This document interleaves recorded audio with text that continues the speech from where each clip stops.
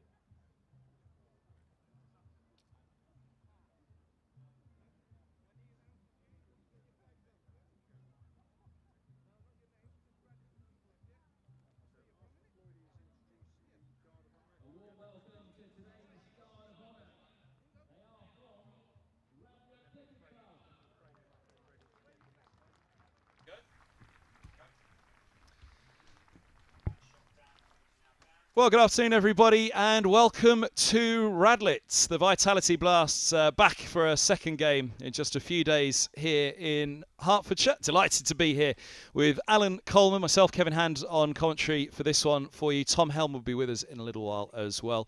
And I can tell you that Middlesex have won the toss and elected to bowlers at the bottom of the screen, as you can see there, looking to follow up those two victories. That wonderful win, actually, here against Gloucestershire and again against Hampshire down at the Aegeus on Friday night. Glamorgan a win and a defeat, but pretty unlucky against Surrey, especially Michael Hogan with 5 wickets. Enough for me for the moment. I'll take you through the teams in full in just a moment, but let's say hello to Alan Coleman first. An amazing start for Middlesex in the first 2 games. It has been, yeah. It's been great to watch, and I hope that everyone at home has really enjoyed watching us perform on the live streams, and if they've been lucky enough to be in the ground as well. No, we're delighted with how we started. This game and this competition is all about momentum, and for us to get 2 wins from the first 2 games with our record over the years, which hasn't been shining, it's fair to say. We've been really pleased with how we started, and let's hope for some more of the same today.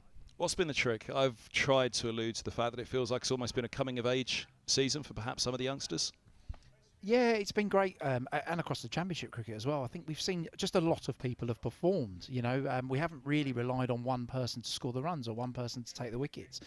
Senior players have really stepped up. We saw how outstanding Toby Rowland-Jones was on Friday night at Hampshire, and he's just epitomised how the senior players have performed this year. And Luke Holman's probably done the same for the younger guys as well. Really stood up and performed pretty well. So, nice combination of people just playing good cricket at the same time with a smile on their face.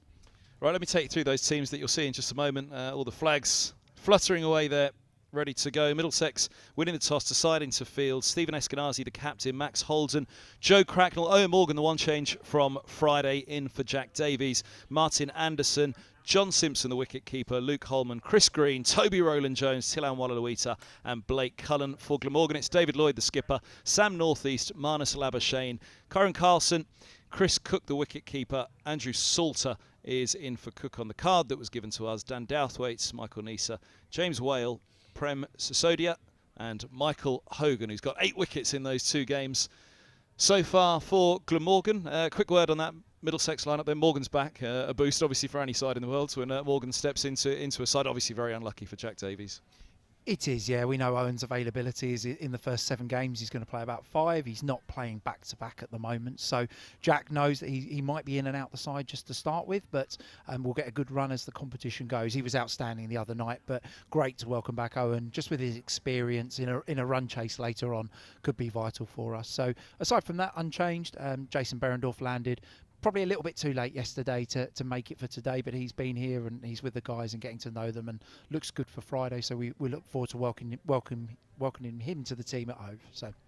And obviously getting Morgan back in, it's quite hard to change a side that have won 2 games. So very difficult to drop people, isn't it? To get Berendorf in, so good that somebody else gets another go. And one way is the positive side of that, I guess, and especially the way they're bowling, Toby Rowland-Jones in particular. Yeah, we're in a position here where we're leaving out good players and players who've performed. So a tough position, but one you probably want to be in, if I'm honest. And Richard Johnson has communicated very clearly with the team that we're picking a team that we think can win the game on each day, and that's what we've got here. So unlucky to Jack Davies. Big welcome back to Owen Morgan, and let's see how we go. Rowland-Jones in particular. It's been a stunning start to the season for him, and he really cranked the pace up against Durham in that championship game the other day, which was brilliant to watch. He was up towards 80 mile an hour again on that speed gun that they had at the grounds. A huge relief for him to be on the field and bowling well. But for Middlesex, obviously a massive boost to have him back on the field. It is. He's a great competitor. He's obviously highly skilled, and everyone knows that, for when he's played for Middlesex and for England as well. So just a wonderful competitor out in the field, drags everyone along with him, loves winning, loves competing, and it's great to have Toby Rowland-Jones in any Middlesex side. We're definitely reaping the benefits of that at the moment. Umpires along on the left, Robinson on the right, leading out the players there. You just saw Stephen Eskenazi. There he is, the Middlesex captain. Tilan Wallaluita behind him, Martin Anderson, and the smiling Owen Morgan, who played a big part as well in that victory the other evening against Gloucestershire for Glamorgan, who will have David Lloyd and Sam Northeast making their way out in the background. It was actually a fabulous game for Middlesex down at at Cardiff. I'm thinking of Glamorgan fans, but we'll have to touch on that first. They have met once already this year, and what a performance it was down there by Middlesex in that one. It was, yeah. We managed to pick up some wickets throughout the game, didn't we? Really, a big threat with the ball. Shaheen ran in his first game for us and lit Sophia Gardens up, as it was. So it was great to see, and I think the Middlesex supporters will be wanting much more of the same today. You've been busy on that front. Shaheen's gone. Pete Hanscom's gone, and obviously wish him the best, as said in the release from Middlesex, for family reasons. After his his Australia A stint, he's going to head off. But yeah, Berendorf, you touched on there, is in, and Chris Green with the ball in hand at the moment as well, with a job to do. It has. It's been a bit of a revolving door, not deliberately, I must say. But yeah, Shaheen returned home. We've brought in Berendorf, who's going to be a fantastic signing for us. Chris Green is here replacing Majib, who's still stuck in Afghanistan, awaiting a visa. So we're lucky. We've planned pretty well, and there's some good players around that we've been able to call on. So really excited by the Australian combination of Green and Berendorf that we're going to have. 1 for 21 from his 3 overs the other night for Green.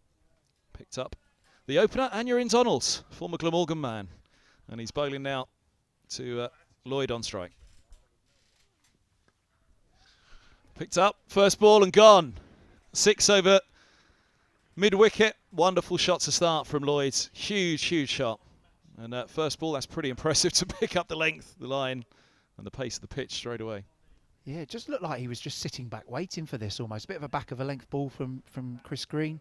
And David Lloyd was camped on the back foot looking to exploit that short boundary to the leg side. And it sailed over Joe Cracknell's head there at deep mid-wicket. And I think he's in the crowd just retrieving the ball at the moment. But a good start for Glamorgan.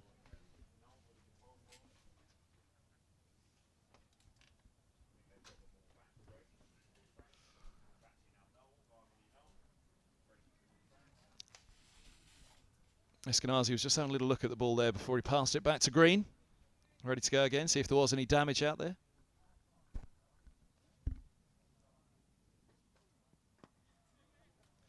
Just a single down to long on.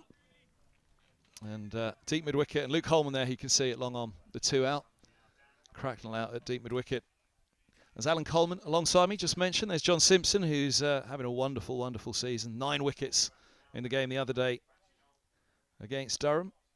Some wonderful catches in that game as well.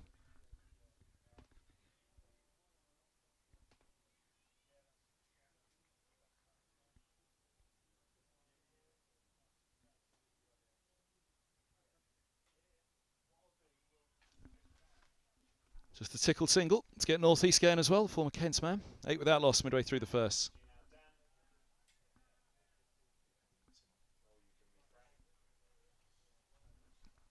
Still sticking with the long on and the deep mid-wicket here for Lloyd.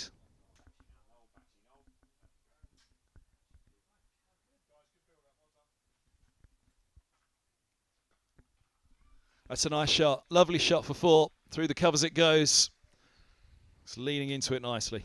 Just a little bit too much width there from Greeny. I think that was probably 5th stump. A little bit of shape away in the air from him as well as an off spinner, and just been lent on through the covers. Really fast outfield here, as we know, and a lovely shot there.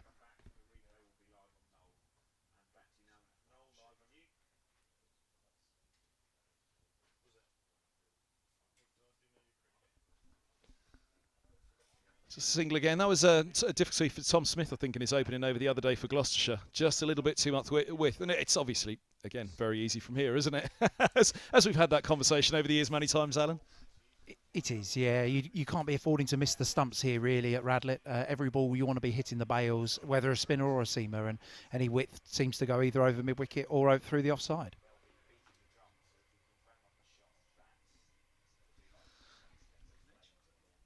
Leading edge through the covers.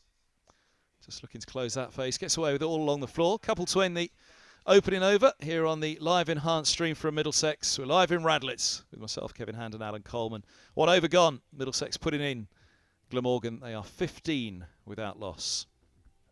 Yeah, good start for Glamorgan there. a few more than we would like to concede in our first over, obviously, but a long way to go in this power play, and wickets are key in this first 6 overs, so be interesting to see where we go from here. Obviously, we see John Simpson on screen there. You mentioned about the great start that he's had, Kev. Yeah, 9 catches in the game against Durham. I think that's a Middlesex record, or equalled a Middlesex. Equalled it, yeah. Yeah, he's such a consistent performer for us. You'd have seen how he finished the innings at Hampshire on Friday night. He does that, sits in the middle of our batting order in this format, and he's just there with his experience to see us over the line, either to get us to a good score or perhaps in today's run chase. And his experience will count greatly for us. Toby Rowland-Jones from the Salter Field end here at Radlett.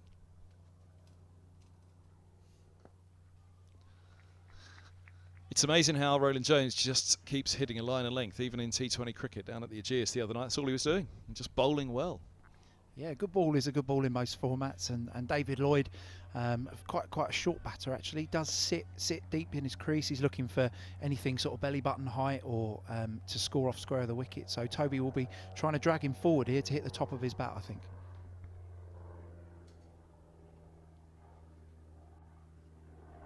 He's bowled him! Use of the feet from Lloyd, looking to open up that onside. Well bowled, Toby Rowland-Jones holds his nerve, not put off by it at all. Top of middle and off is hit. And the first wicket in Rowland-Jones' first over, the second of the match. Glamorgan, 15 for 1. Yeah, we said in the last over that the ball's just trying to hit the bails. Whether you're a spinner or a seamer, you're trying to hit the bails, and that's what Toby's done there. I mean, what do I know? I said that David Lloyd would be sitting back deep. He's walked down the wicket. And he's got over to off stump, looking to pick Rowland-Jones up into the leg side. But a big wicket for Middlesex there early on. And as I said, it's power play wickets are a big thing at Radlett here. And if you can pick up 1 or 2 wickets in your power play, really puts the pressure on the middle order batters coming in. As much as you'll know Lloyd's game, they'll have known Rowland-Jones's as well. And will that have been the chat that they'd have said, look, if you let him bowl at you, there's going to be a problem. He's going to tie you down. You see his figures, what he did the other evening at the Ageas, what he's done all season, whether it's a red or white ball. Is that perhaps what Lloyd and Glamorgan have said? Because they've got to come up themselves with a response to him. I would think you're exactly right there, yeah. We've got 3 seamers playing out here, 2 of the younger, slightly less experienced in Cullen and Anderson. So, yeah, I think as a batter here, you'd be trying to target Rowland-Jones, actually, and if it makes it difficult for Eskenazi to bowl him, it puts pressure on our younger bowlers. So I'm certain that's Glamorgan's strategy here, and I'm certain here that they'll continue to try and score freely. Marnus Labuschagne in at 3, one of the bigger hitters for Glamorgan, and a man who doesn't need any great introduction really. A record that speaks for itself at the moment. Had a fine tussle with Rowland-Jones down at Cardiff in the championship game, but it was Shaheen that got him. Nicked on, or dragged on in the first innings. After Rowland-Jones' spell at the Cathedral Road end to him, which was, I think it was that spell in particular, which really, at the start of the season, made me think, wow, he really is back. A little bit of width. Gets away with it to mid-off. Yeah, friendly start there from Rowland-Jones, it's fair to say. Got deep third man in at the mid and a deep square leg. Wouldn't be surprised to see third man come up for Labuschagne with mid-wicket to go back. Quite a strong leg side player, as we know, so all of the analysis will probably say he's going to be looking to try and score off Toby through mid-wicket here.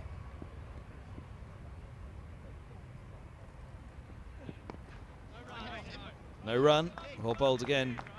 Rowland-Jones, Labuschagne has 41 and 20 so far in the 2 games for Glamorgan. They've been on a bit of a road trip, haven't they? They've been down to Hove, I believe, and then to the Oval. Day in London yesterday and out to Radlett for this afternoon.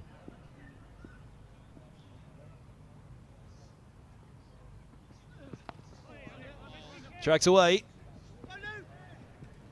Long chase here from deep square, which will be won by Luke Coleman. They've run 3. More than 18 for 1. 2 to come of the second. Good bit of work by Holman down there, running down towards the groundsman's hut in the corner of the ground. Looks like we've got our younger guys out doing the leg work on the rope. Luke Holman and Joe Cracknell, Max Holden, expect to see them out on the rope a lot during this game. North East on strike for the first time to Rowland-Jones. Very familiar figure to Middlesex over the years. with Kent. Also played in that MCC game against Middlesex in 2017 in Abu Dhabi.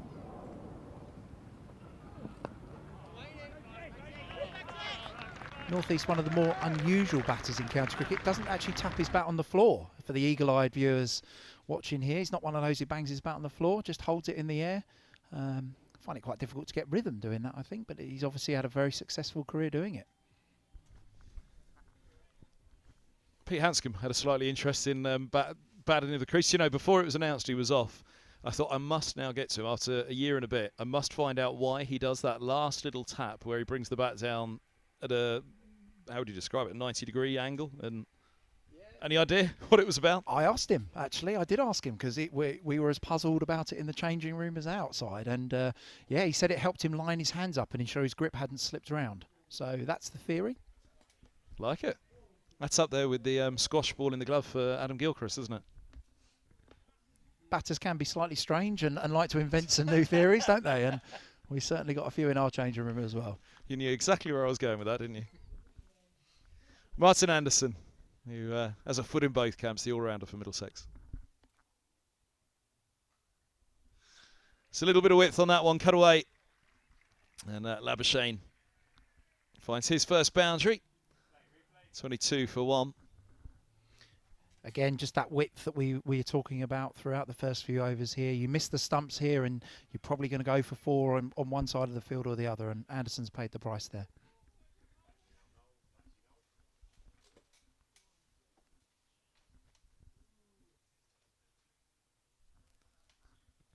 Just a single on that one.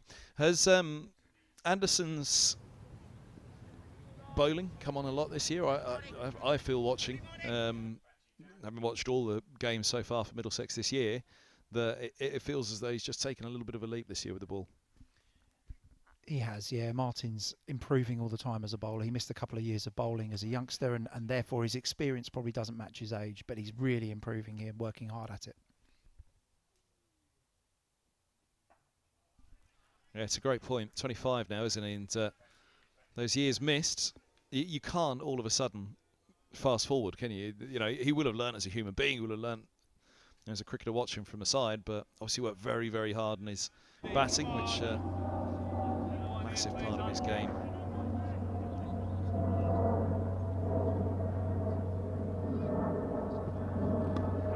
That's up in the air, gone! Backward point comes around. Big, big smile and a high five. Max Holden and Anderson coming together as Glamorgan in a little bit of trouble here at the start. 23 for 2. Yeah, just a little bit of bounce there from Anderson off a good length. Looks like it's hit the top of North East bat there and ballooned up to Max Holden, who's standing at backward point. Middlesex trying to squeeze on the single here, so Max Holden isn't sitting back on the 30-yard circle as you sometimes see. He's actually in off the circle there trying to save a single, and that's benefited Middlesex there massively with a big wicket of North East, who plays the anchor role, really, I would say, for Glamorgan through their T20 cricket. So 23 for 2 and a very good start for Middlesex.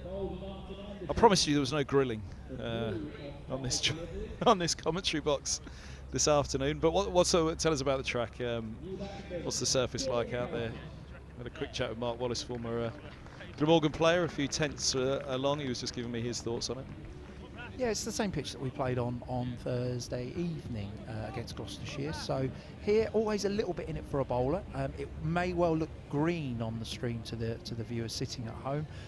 Often one of those pitches where the more grass you leave on it, the more pace and carry you get through.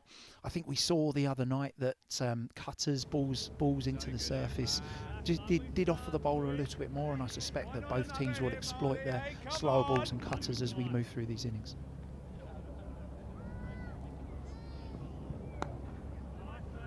Be a single. I think about 2, but I think it's close enough. Just the one.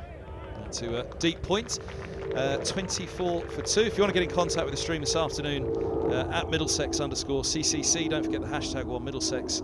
Or if you're Tim Merton, just drop me a text message. It's nice though, Coley, I can promise we're okay for now. Merta and Fraser at Calais, watching and listening. They're parked up, watching on the stream. Oh, nearly a mix-up. But nothing doing, almost a mix-up in the field, mix-up with the bat as well. They settle on no run. End of the third here on the live enhanced stream from Middlesex. It's 24 for 2. They must be on Tim Murtaugh's Wi-Fi there, because there's no way Gus would pay to stream this game while abroad.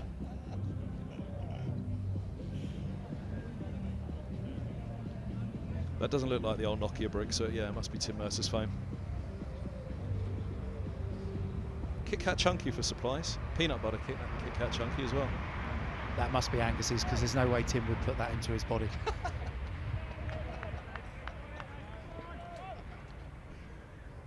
Roland Jones with his second over.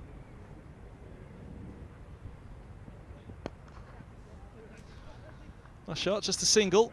Gentle start here for Glamorgan. These 2 wickets going down early on will slow this power play up. 89 put on by Middlesex in the power play here the other evening against Gloucestershire. Especially when you consider 15 off Chris Green's first over, so only 10 in the 13 balls since then, and obviously a couple of wickets taken as well. So decent start for Middlesex here, and we'll be looking to capitalise on that and finish this power play well.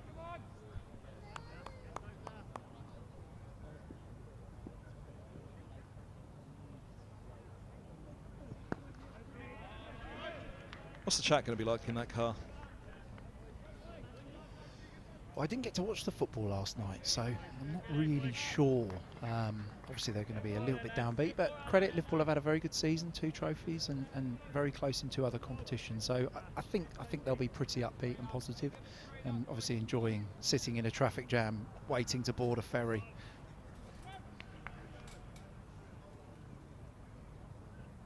Something upsets Labuschagne down at the Salters field end.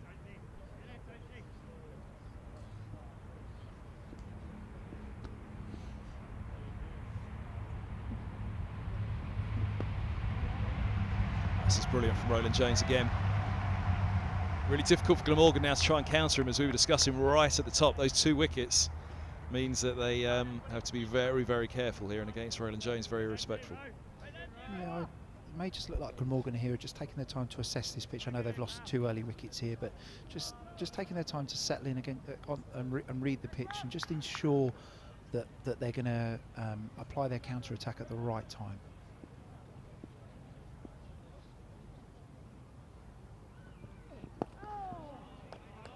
Another dot ball. Incredible start here again from Roland Jones. Again, that's the Richard Johnson, Steve Eskenazi press that we're seeing from the field here. So mid-wicket in tight, saving the single. Sometimes in T20 cricket you see the fielders sit on the 30-yard circle to defend, and some key fielders in here tight, trying to keep the pressure on the Glamorgan batters.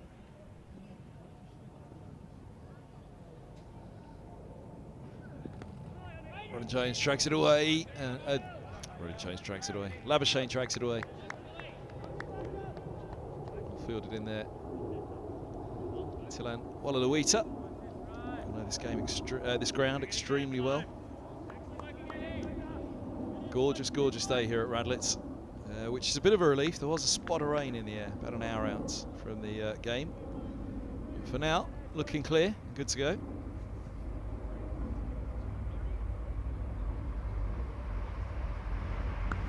Up in the air, oh, that would have been stunning. It's going to be a boundary. What a catch that would have been. Backward point, Green retrieves it from over the boundary rate, but it was Max Holden in there, diving.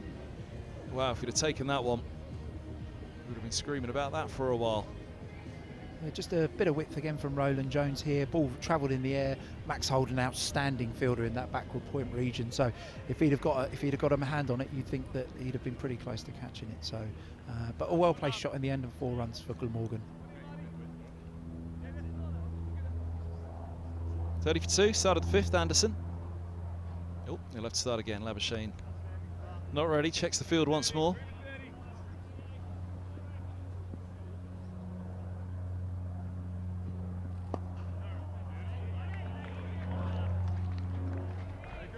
Glamorgan thinking after seeing Middlesex hitting 229 the other evening, which in the end, I mean, very nearly, there was, what was it, 29 runs was the victory margin, or 30 runs was the victory margin in the end against Gloucestershire. So it had to be big like that, because even after a bad start, Gloucestershire managed to recover to 200.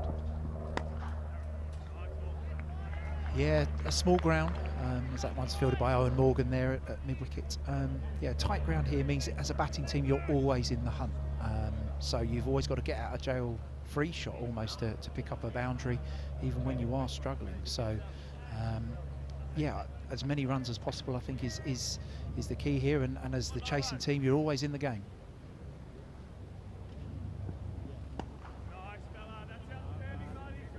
Just a single.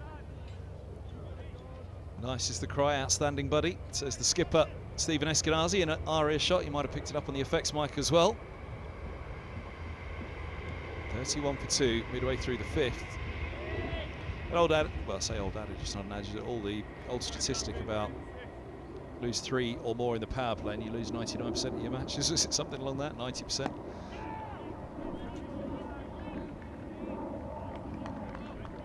Yeah, you're right there. You're definitely right there, Kev. 3 wickets. This does seem to be that key number in the power play. Does it still stand? Because I know it was bandied about for a long while, but is it still something teams talk about? Yeah, I think most teams talk about hunting for wickets throughout the bowling innings, and regular wickets being probably the best way to stem any run rate. Catch it, the cry. It was a little uppish, just checked the shot in the end, didn't he, Carlson? One to come of the 5th. An outstanding over here from Martin Anderson. He'll be looking to close out this over, 1 off it so far with 4 dots. So a key finish here to really keep the pressure on the Glamorgan batsman.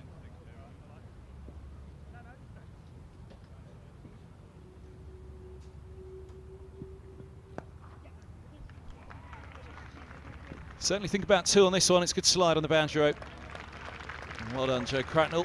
Holds them to a couple, just 3 off the 5th over. Well, heaping praise onto Roland Jones. That's brilliant from Anderson, 1 for 9 off 2. You can see both of those figures side by side on the board there. Outstanding. 1 for 9 from both Martin Anderson and Toby Roland Jones. Middlesex will be looking for a big over here. This is the last over of the power play. Blake Cullen looks like he's coming into the attack to bowl from the Saltersfield end, I believe it's called.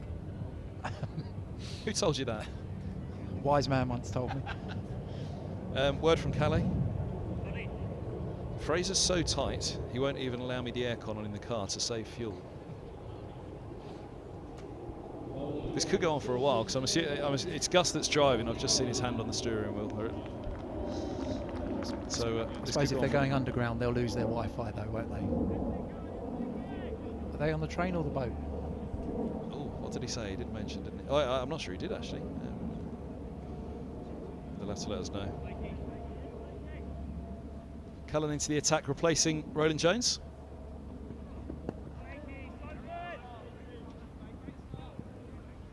A cracking spell here last year against Hampshire, didn't he? In particular, James Vince side on watching that game, and it's actually a joy to behold watching Blake Cullen side on in that kind of form. Yeah, he can bowl with real pace and real attacking threat in this format, which we saw for Middlesex and for the London Spirit in the 100 last year.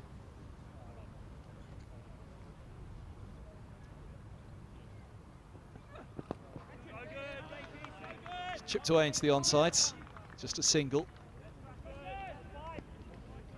Can they go through these last 4 deliveries of the power play and resist the temptation, Glamorgan? Yeah, I think this could be quite clever captaincy from Eskenazi here. Blake's obviously gone round the park a little bit in the previous 2 T20 games, so while the pressure's on the Glamorgan batters, a good time to introduce him into the attack, and if he can close out this over and the power play, he'll gain a lot of confidence from that. That one goes. One bounce. Was it just over the rope or just inside? Just inside. 4 runs signalled. Bounces away towards the train track and sweetly struck. Yeah, Labuschagne just sitting back there, giving himself a little bit of room. Looks like Blake Cullen's tried to follow him, which is the right thing to do, you would say. Tried to cramp his room, but Labuschagne able to get his hands through the ball and smash it down towards. Is that a refreshment stand down there, Kev, I believe? But a great shot anyway. Is that a hint that you're thirsty?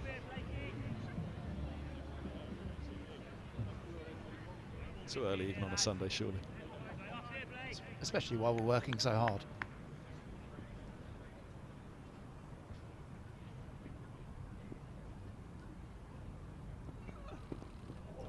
That's clever. Beautiful from Labuschagne. scoops it up over the short fine leg, Wallaluita, and 4 more.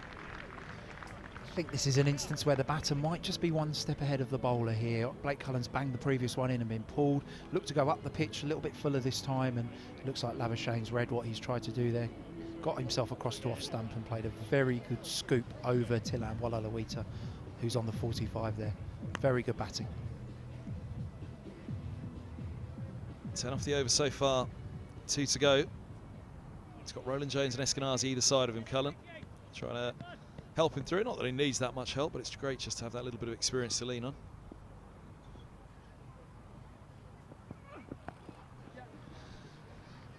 Away again, this is going to be tight. Dive goes in. Oh, it's great work from Cullen to try and get to it. From Cracknell, sorry, to try and get to it, but couldn't get the strong hands on it to flick it back in. Another boundary. 3rd in a row for Labuschagne.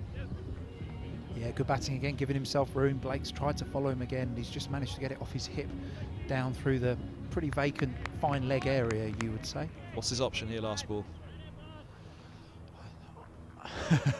Very good question, but the difficulties of T20. I think much the same, trying to hit the batter in the back hip, in his right hip. So he tries, that one's cut away, and 4 more to end the over. Good comeback there from Labuschagne. Brings up the 50 for Glamorgan. 51 for 2.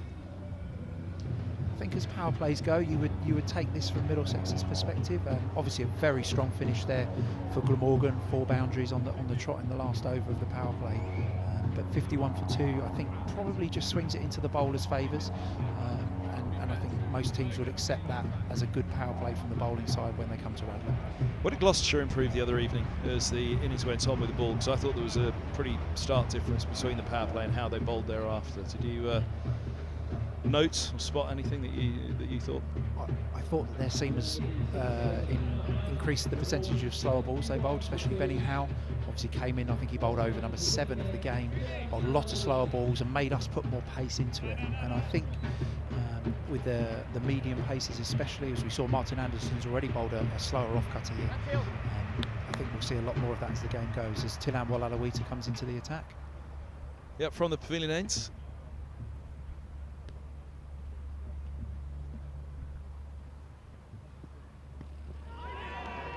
There's that to Simpson down the leg side, the wide signals.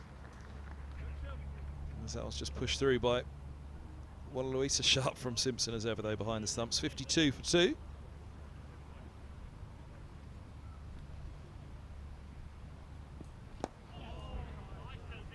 I'm glad you said they mixed up the pace better, because that was what I said on the night.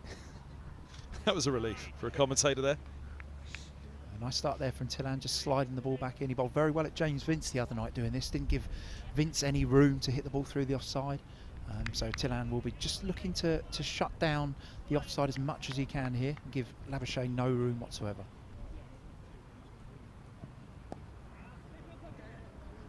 Sharp single taken there. It was put to me that the Middlesex spinners out bowled the Hampshire spinners, and that doesn't happen often at the Ageas. It doesn't. Liam Dawson's an outstanding T20 bowler, isn't he? He really leads their attack. Nice use of the feet, just a single out to deep cover. And that's often the mark of how well you've bowled as a spinner in this cricket. The more you get fielded by the man, the ball gets fielded by the man at deep cover, is a pretty good indication from the spinner's perspective that they're hitting the top of the stumps, which is the length we want them to bowl.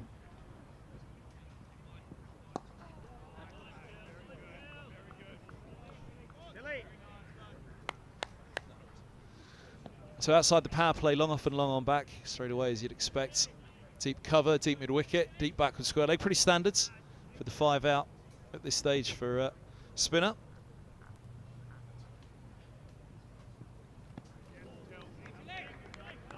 Ooh, gets away on that one. Must have been tight. I think the bowlers, they're happy that that's only finished in a dot. It's not really the line Tilan wants to bowl. He wants to be much tighter to off stump to Carlson here. That goes up in the air. Cryer catch it, but bounces well short of the long off. Luke Coleman, just a single to end the 7th. 6 off his opening over Wallaluita. Glamorgan 57 for 2 here on the live enhanced stream from Middlesex. Alan Coleman is alongside myself. Kevin Hand on comms for this one. We'll have Tom Helm with us in a little while on the mic. And And first question for him obviously is going to be, how's the side? Can you give us any inside info? How's that going? Because that's the other thing. He's been one of the best bowlers for Middlesex for many years in T20, hasn't he? Yeah, he has.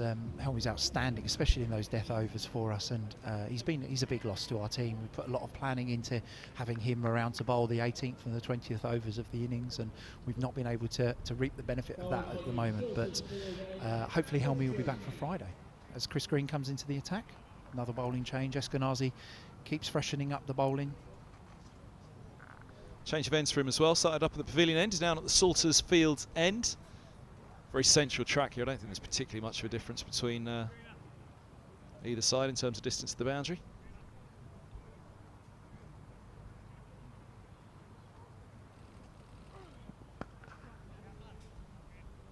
Just a single. Oh, that bounced up nastily.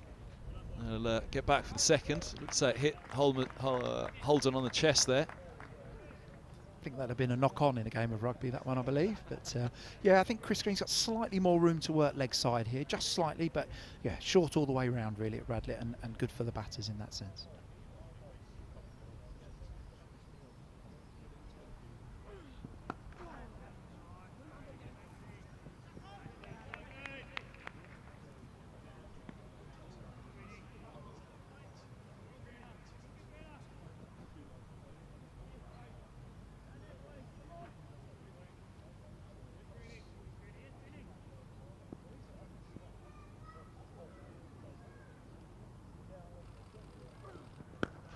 Nice use of the feet, beautiful use of the bat.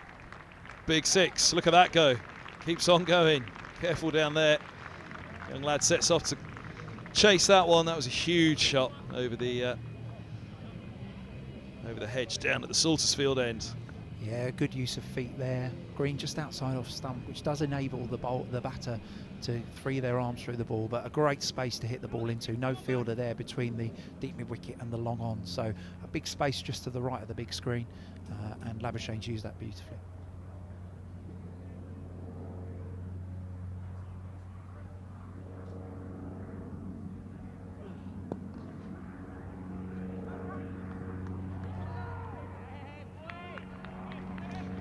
Could have gone Holman, two right-handers on at the moment. Spin turning it away from the batter.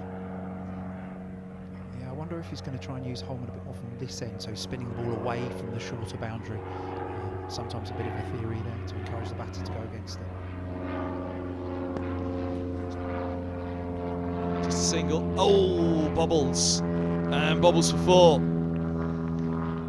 It was mentioned the other evening, this is one of the fastest outgrounds, or one of the fastest grounds, in fact, around the world here at Radlett. And the other thing as well, the pitch is on a mound, which you might not be able to detect. You saw that bobble there, the first one, and after that, it just kicked up on the next two bounces as well for Roland Jones.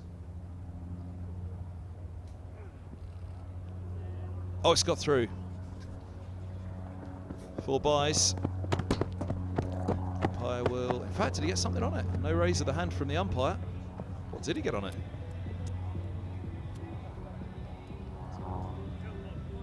Yeah, 4 byes confirmed. 50 partnership as well for the third wicket. End of the 8th. 75-42.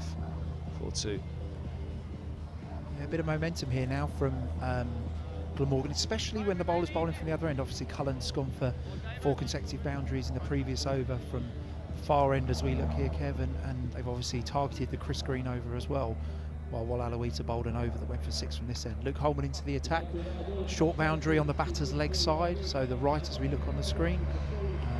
Luke's picked up a lot of wickets so far in this competition. He got 3 the other night, did he? He's had a pretty good start to the season in both formats.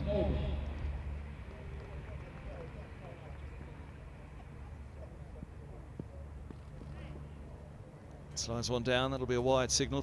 I was watching the fabulous build-up show on the Kent live stream with Dave Fulton the other evening ahead of their first match.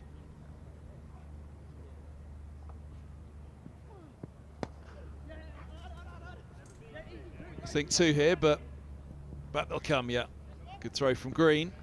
Well backed up as well. That throw comes in, and Fultz being Fultz as he does, quoting MS Dhoni, that he will only bowl away from a batter. So if he's got 2 right-handers in, he won't bowl an off-spinner. If he's got 2 lefties in. Then the off-spinner's on straight away in T20.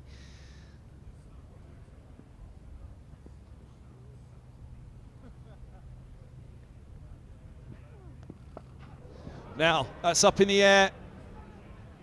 And caught. Anderson holds on. And that was up there for a long, long while as well. 78-4-3. Labuschagne, a huge wicket. Well bowled Luke Coleman. Well done, Stephen Eskenazi, bringing the young leg spinner into the attack. Looks like Labuschagne's just trying to bring him over to the leg side there from outside off stump, targeting this short boundary down towards the pavilion. Bit of spin, perhaps a little bit of bounce and a top edge, which they're quite tricky to catch those. The ball's spinning quite furiously. Martin's held on very, very well there at point, and a big wicket, as you say, for Middlesex.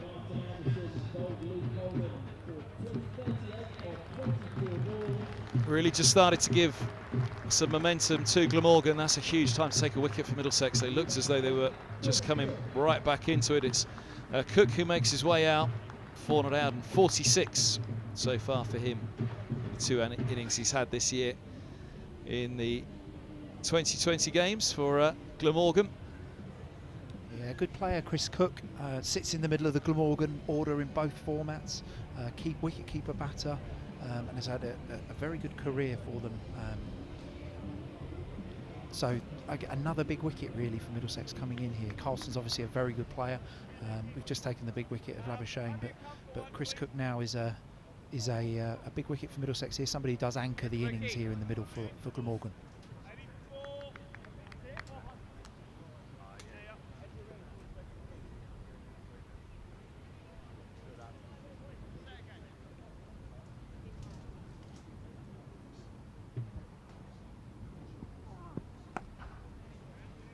Drops a little short on that one. That's really well put away. First ball from Cook. Just sat up nicely for him. It did. Just a little bit short from Holman there. Cook's just sat back, looked to pull him. Hasn't tried to overhit the ball. Similar to the shots that Eskenazi was playing the other night here. Just in front of square, there's a big bit of space square of the wicket, and the ball runs away very quickly, as you were just saying.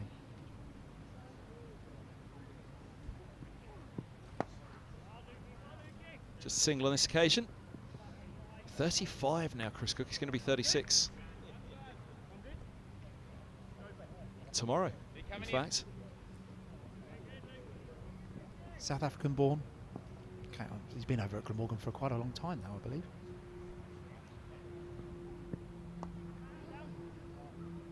Logie. It's just a single to Roland Jones. It looks as though fielding's a little bit more difficult out there tonight than it was the other evening. Is the outfield a little? I just think it's dry. It's, as you said, it's on a dome shape. The outfield's dry, so the ball gets through quickly. And Glamorgan have run very well here and put our fielders under pressure.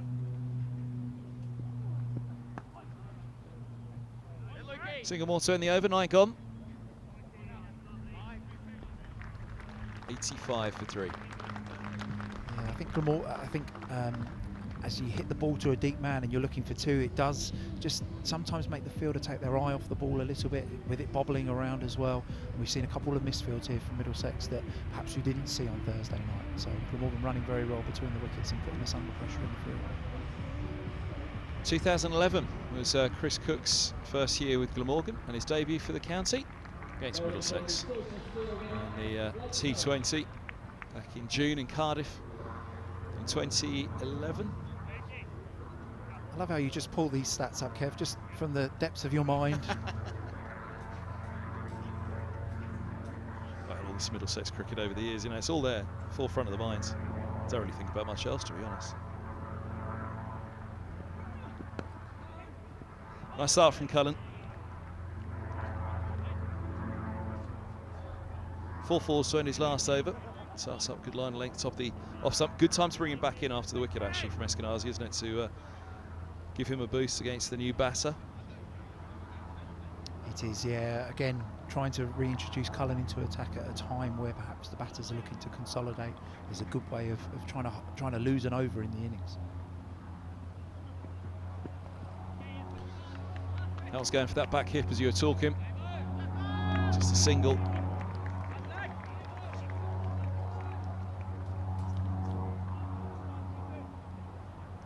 Jack Davies on as a sub.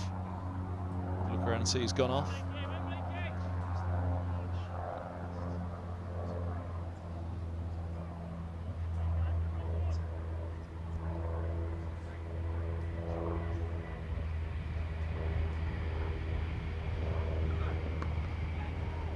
Looks like Morgan that's gone off. There's Holden at point.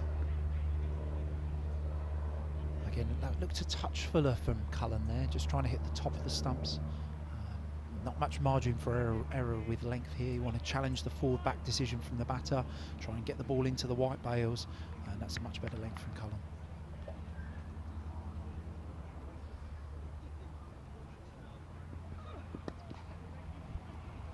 He's the way again, just a single, just 22 indeed that night for Glamorgan, 199 for 4 they managed. Cook was caught, McLaren bowled Crook. There's a couple of names from days gone by. Stephen Crook, skiddy seamer. Did McLaren just have 1 year, I think, as an overseas player, or Colpack? Pretty sure it was just one. Came straight off the back of the IPL, didn't he, I think, and joined up that year.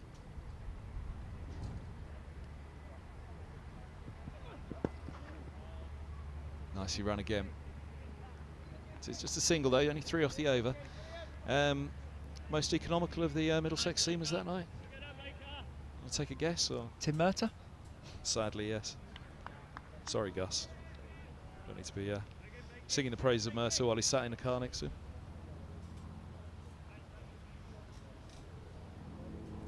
Number 27 off 3 that evening for Mercer. 2 for Sterling, 2 for Crook. Just a little field adjustment here from Cullen, just getting his deep square leg just to go further behind square.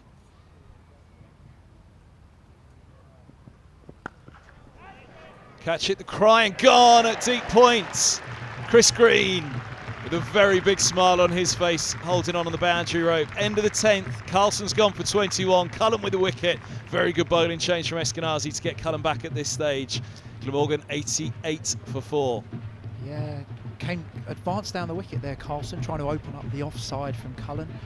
Better over this one from Blake, and he's finished it nicely with a wicket there. Carlson's accumulated 21 there quite quickly, actually, 18 balls. We didn't really remember him blazing the too many boundaries there, so he looked like he was just about to start getting going there, and a big wicket again at a key time for Middlesex. Halfway through the innings now, 88 for 4.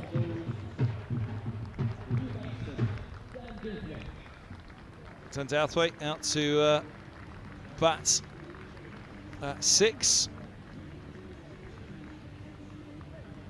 Got a 50 here last year with Wales when they put on a pretty good stand in what was a lost cause for Glamorgan. Douthwaite from Surrey, I believe, actually, from the other side of the river, or the wrong side of the river, depending on who you're talking to. I think he grew up through the Surrey Academy, and has forged himself a good career down in Cardiff as an all-rounder.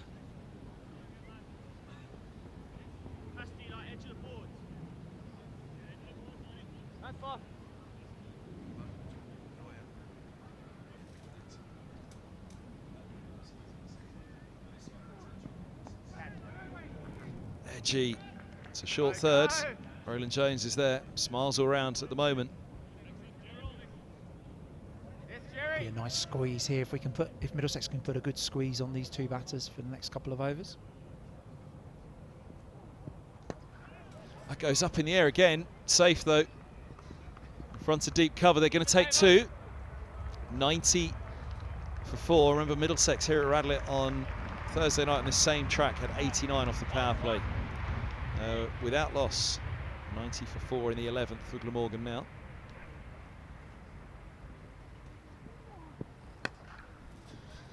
Dragged away. Just a single, is it? Cries. Just the one. They've come back for 2 and trying to put the pressure on Holden out there. And again, you mentioned that they've done that well. They've tried to put the pressure on the Middlesex fielders, recognising, I think, the outfield here. Was it a little softer the other evening then, that it's a little harder 2 days later? It was obviously pretty good temperatures yesterday.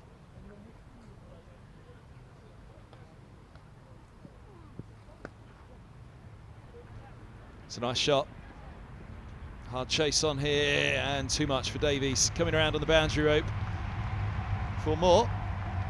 96 for 4.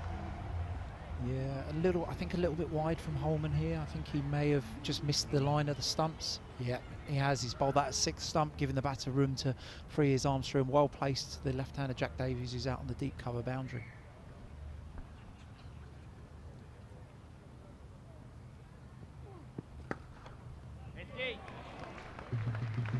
Eskenazi in there at extra cover. Top ball. Come back from young Luke Coleman. Come on, 5 down.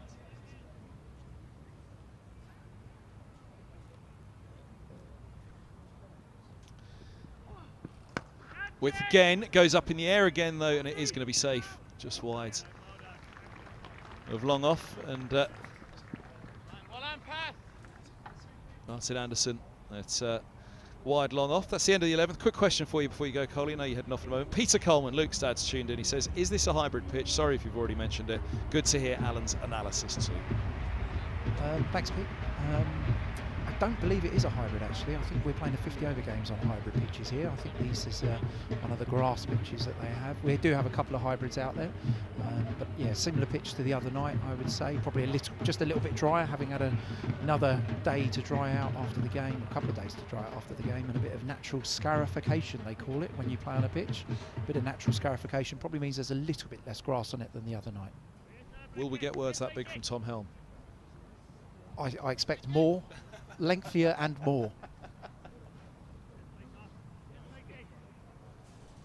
Alan Coleman, thanks very much for his time.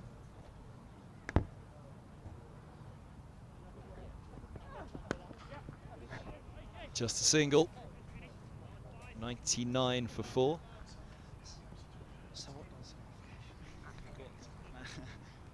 Tom Helm, you got a question for me? There's supposed to be no grilling on any of these. No, no grilling for me. Scarification, you want to know? I was just trying to figure out what it meant, but I couldn't Google it in time, so we'll just trust that Alan knows what he's talking about.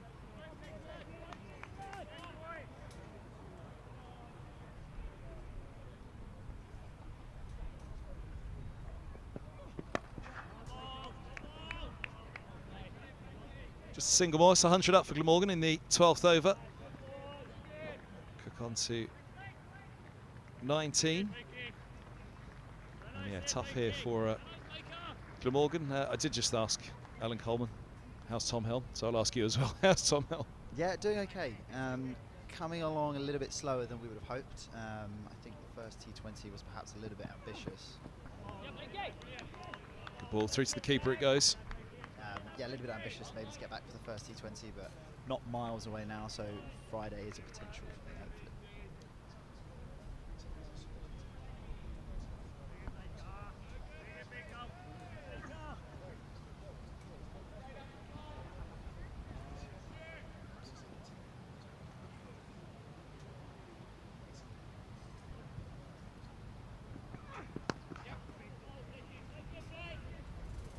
Single again, 101 for 4. Massively frustrating. I think the week before your injury I spoke to you about how wonderful it was, the consistency and everything. You said, yep, feeling good at the moment.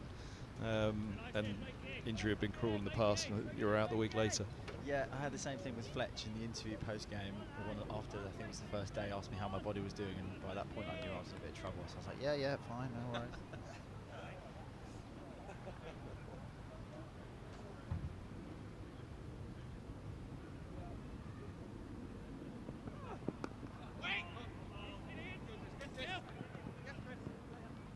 Take 2, Wallaluita coming around at 3rd. 103 for 4. There was half a hope, I think, for this week, Elsa, that you were targeting, but just a week more. Yeah, it was one of those where it was, like I said, it was a little bit ambitious to get back for it. I think everyone did the right thing trying to get me back for it, but it just wasn't meant to be for last week. Last ball of the over. Low full toss. And a single out to deep mid wicket. Cook to 22, Glamorgan to 104 for 4. 12 bowls here at Radlett, Middlesex. Putting Glamorgan in, looking a pretty good decision right now. Yeah, great finish to the over there from Blakey. Low full toss often looks like a bad delivery, but only 1 ball left in the over. Hadn't gone for too many in the set up until then. So low full toss ended up going for 1 perfect result.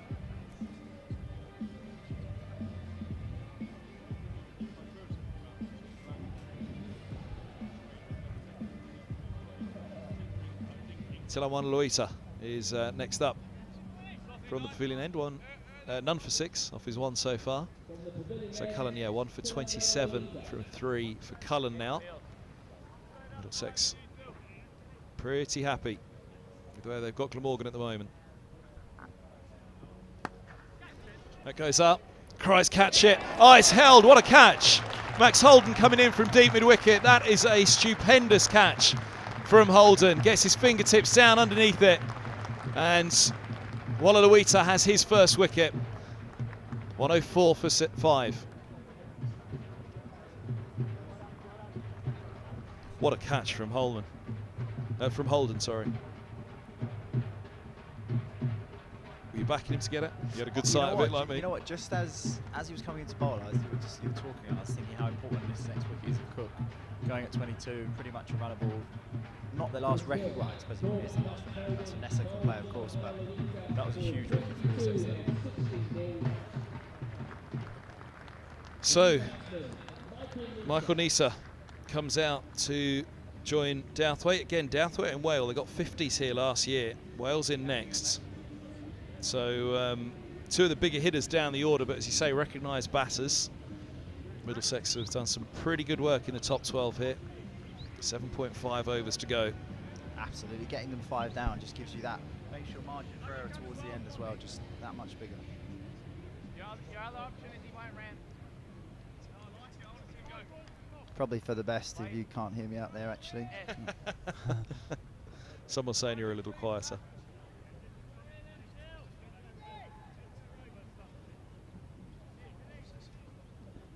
I've got the microphone right up to my mouth now.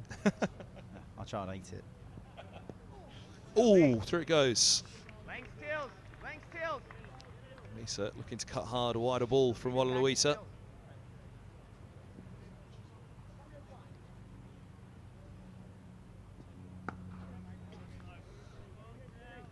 Nisa off the mark.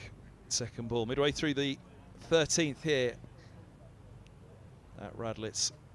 And midway through this innings, 5 down for Middlesex. Glamorgan, they're in a tough position now. I mean, boundaries, sixes. It is just ticking the scoreboard for a long while for them now, I'd guess. Yeah, I think so. I think they'll know as well. They're probably a little bit behind where they'd want to be after the scores they saw the other night. But I do perhaps think the wicket is a little bit slower than it was the other day as well.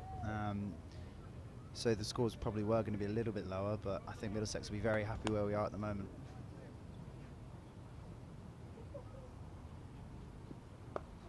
You're getting up my figures from this game last year. I can see you. Sorry.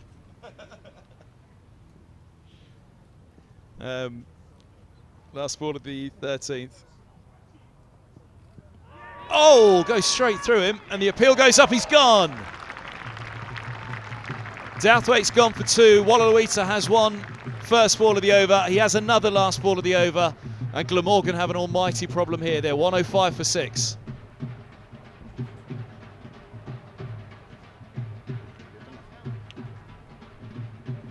No big complaints for Douthwaite?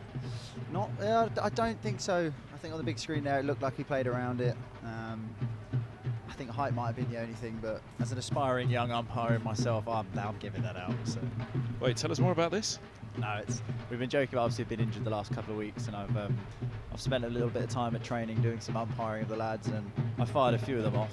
I've not been asked too many questions in the nets by the lads, which is a good thing to see. But yeah, I'm definitely an outer, not outer for sure. As a bowler, that makes sense. Worst bowler to umpire for? I wouldn't have done enough of it. Roland Jones will keep you on your toes. It's more than no balls. Obviously, no balls in practice, they are bowled. I bowl them myself, not massively, but some guys do. I think we all do from time to time. But I can see why people make mistakes, having to look down and look up. Whereas in the nets, I'm firmly looking down the far end and not collaring the lads for their no balls. So you had the best economy of the seamers in this game last year. You obviously knew this when you were asking me to go straight to your bowling figures. No, I genuinely thought it was the opposite. I remember getting whacked a bit towards the end. I think Whale got hold of me a couple of times, but I must have done better up front than I remember. So it's 170 for 8, Glamorgan batting first last year, as Whale is the new batter. Whale got 51 from 26 deliveries, caught Cracknell, bowled Mitchell in the end. Dan Douthwaite, who's just gone, was caught Eskenazi off Mitchell for 53. Anderson back on, throw to the non-striker's end. And a dive to get back in for Whale. That is the last thing Glamorgan would have needed right now. Yeah, you can really notice the squeeze the boys are putting on in the ring here. Very difficult position for Glamorgan to keep rotating that strike.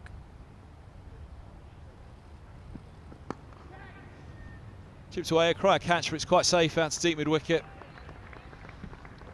109 for 6. A welcome boundary for Glamorgan. It's been a tough innings for them so far. 1 for 35, I think you take that, wouldn't you? Here at Radlett, 1 for 35 off your I full think so. this I time was last year. getting there, don't worry. I was getting there. Oh, yeah. Blow my own trumpet, don't worry.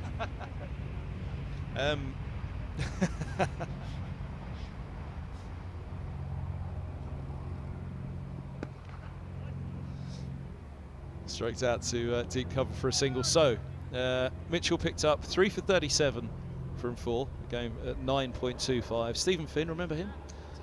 2 for 44 from 4, going at 11s. And Tom Helm, 1 for 35 from 4, 8.75. So pretty respectable there.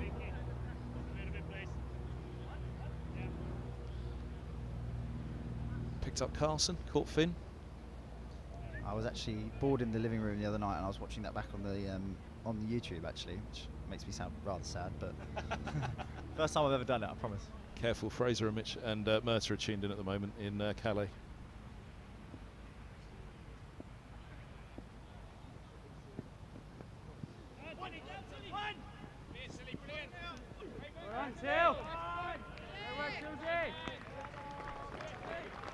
Well done from Tilo Luisa getting around. Again, we mentioned the outfield here, it's tough.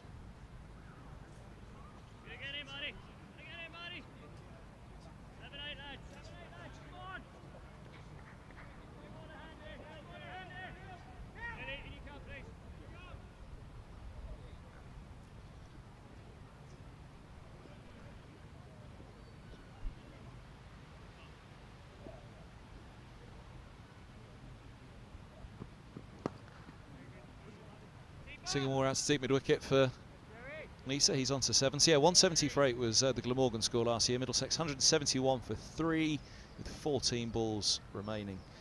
And if I remember rightly, it was Daryl Mitchell, wasn't it, who came in and gave it an absolute, 32 off 13. That's some going at 3 bombs as well. Lovely to see. Eskenazi 91 not out. He did deny Eskenazi a century though doing that. A little selfish from Mitchell. Oh, up in the air again, but up in the air and safe. Out in front of deep mid-wicket. 6 runs, Whale moves to 7. 118 for 6, and that is the end of the 14th. I guess for Glamorgan, there has to be some thought here actually that, look, do we hang around and then go big at the end, or by that point we could be in a complete mess and there's no coming back? Do they just get going now and see where they go from here? Yeah, it's a tough one to say because, like you say, if they lose another couple of poles here, they might finish up 130, 140. But like you say, you don't want to take it too deep because then you might leave yourself too little time. And okay, 2 guys might get in, but if they get out in 20 runs time from that, it's no different to getting out after hitting a couple of bombs here and finishing it without finishing in 20 overs. Got a question from Statdan on Twitter about Jason Berendorf. He only arrived last night. It was felt it was a bit too close to this game for him to play. It's away in front of backward point. Oh, stepping over it is Cracknell on the outfield. It has been a much tougher day out in the deep here at Radlett than it was on Thursday night. Scarification, we're told, by the head of men's performance cricket. I do not envy the lads out there on the boundary on a day like today. It's certainly hardened up a bit from the other day. Bowlers, we tend to be quite salty if misfields go against us, but... Oh, he's bowled him!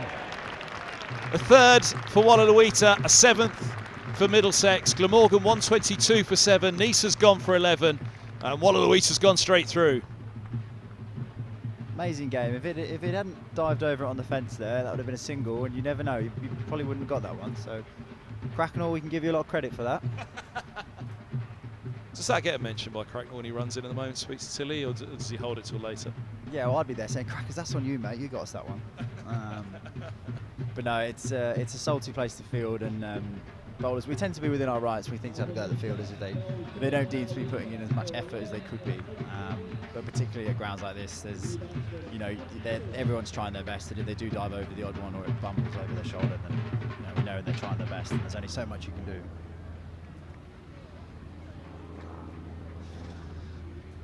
More from Calais. It's all right, you got off lightly on that one, although you've got one from somebody else there.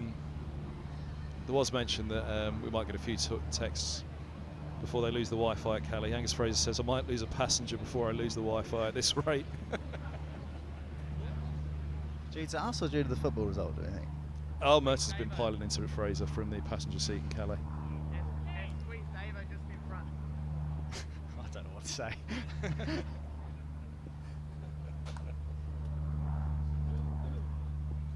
Yes, Tills. Yes, Tills. Spike, the masseur for Middlesex. He's not here, or he is here and is sat next door. I don't know, but I got a text from him declaring his love for me. So Oh, I see. So I'm doing okay, I think. Ah, well done. Turn up, Helmy a bit, he said. A second later, another text on second thoughts. Yeah. From Spike. From Spike, yeah. You have to be nice to the masseur, though. I guess you have to be. He's a very two-sided man by the sounds of things. So I got a text saying I love you, right? And you got a text saying please turn him down. He's a nightmare. So I guess of all the people you have to be nice to in the world, the masseur is the one, because he can really do a lot of. yeah, he can inflict a lot of pain. He's a very lovely man. I'll never forget the first rub he ever gave me at Yorkshire on my debut a few years back. Yes, bowling. Keep There's up. more to come. Don't worry. I wasn't just going to stop there. Ball, Tills. No, I genuinely couldn't walk for a couple of days. I was so sore, and I mean I don't know what he did to me. And I think it must have helped me in the long run, but yeah, I was in a poor place body-wise for a couple of days. Who's the skipper at the time? Chris Rogers was actually, a long time ago now.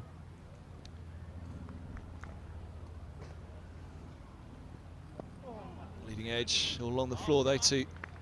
Backward point, cracking over from Wallaluita. 6 off it, and the wicket. 124 for 7, Glamorgan after 15. This has been a brilliant bowling performance by Middlesex in their third game, looking for a third win. I'm not 100% sure how long the drive back from Calais is, but I think you've got the delights of Robbie White for the first 10 overs of the second innings. So either put your foot down and get home, or pop BBC Radio 1 on. Glad you went to the BBC as the alternative. Top work from you. I asked as the captain, in the old days, if the captain wasn't too sure about a youngster, I think the masseur was involved as well, just to say, yeah, make sure he remembers this one. Maybe that's what it was then. But yeah, I do Let's remember. get on with Buck. You know, yeah, he was a good man. I was a bit young actually when he was around. I didn't get to know him as well as I perhaps would have liked to. Is Cullen back into the attack? Full toss, just a single. Out to mid-wicket.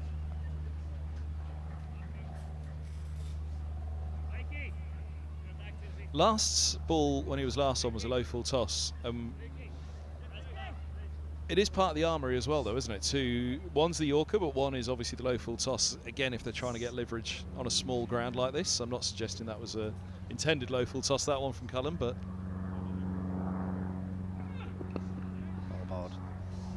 no, they are. Well, they're not part of the armoury in the sense that you don't mean to bowl them. But I think any seamer would tell you that if you're going for that block hole and you do miss, you'd definitely rather miss on the fuller side and end up bowling a lower full toss than a length ball. But yeah, obviously good players can still put them away. But yeah, you would definitely rather miss full toss side than length side for sure.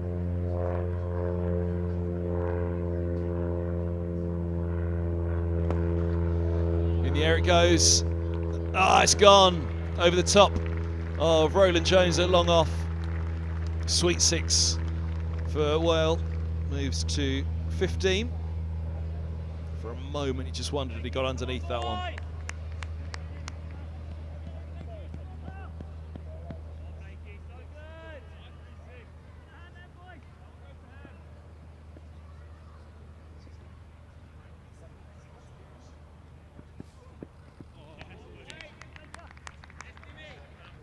Change of pace there from Cullen, I think. I think he just rolled his fingers, almost a leg cutter from what I can see. yeah, that ball before just missing on the shorter side, as I mentioned, and Bader managed to get it over long off for 6. So that's the difference, I think, between low full tosses and length balls for me.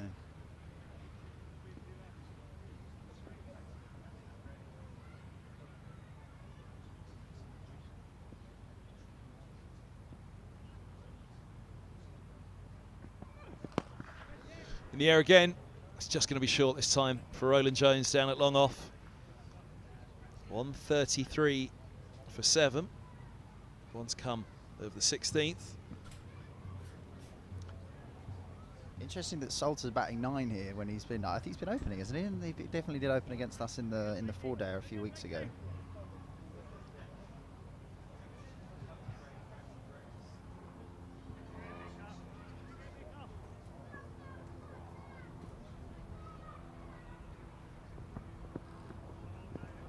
Clear wides. Umpire Long standing at the Salters field end. Banging in the shorter ball to end the over. Even works in T20, does it? Yeah, I think he would with the field that he's got as well. The field's definitely there for the short ball. That wasn't called as one for the over, was it? I don't think. But bringing third man up now, suggesting that he might not go short, but I'm imagining it's going to be into the wicket around belly button height for me.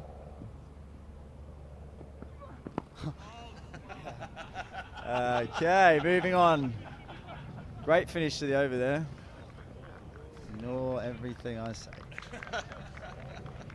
136 for 7 off 16. Welcome to my world, that's all I'm saying. It's yeah, it's a very easy game sat here watching that one. It's also a very easy game sat everywhere else watching the commentary job. Yeah, well, good content, that is for sure, but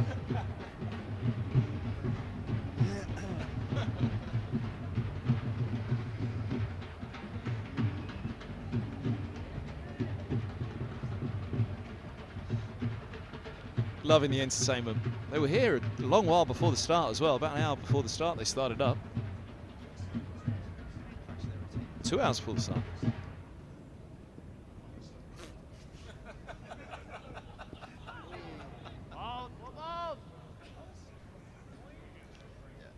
Umpire's going to tap his leg bias.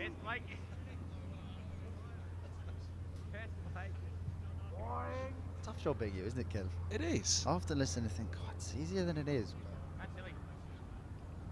Things that go on at the back of the commentary tent. Just a single again.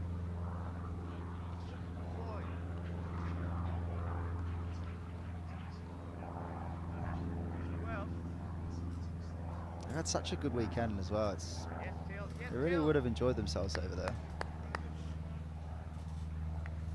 Couldn't have happened to a nicer bunch, if you ask me. We didn't go after Mercer and Fraser, Alan Coleman and I, but if you so choose. No, I actually gave it massive. I said I was going to come on here and spray them, but I've not got it in me. Tough loss. I think you deserved it, but things you love to see.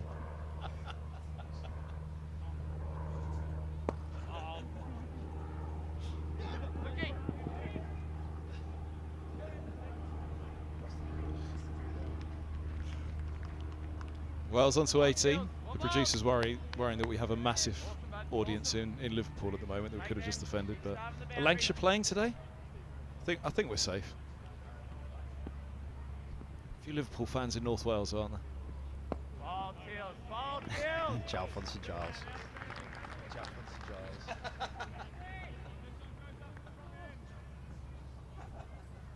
Gotta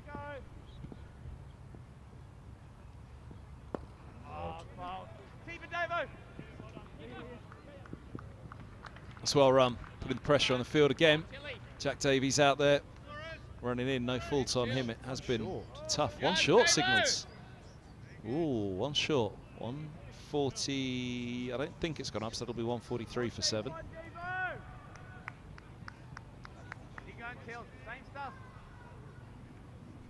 Last ball of the 17th.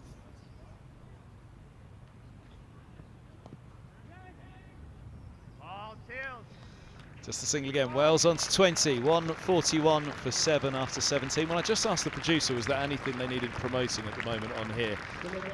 I didn't have Mercer's Bar in mind, no. No. Have you been yet? You know what? I briefly popped by the other day, but no, I'm off the booze till my side sorts itself out. So unfortunately, I've not been able to partake in any of the Mercer's Bar antics. But they look like they had a really good day up here actually the other day. So Who did? Mercer's Bar. Who had a really good day up there? Is it Mercer's Bar? Is that what it's called? Yeah, Mercer's Bar.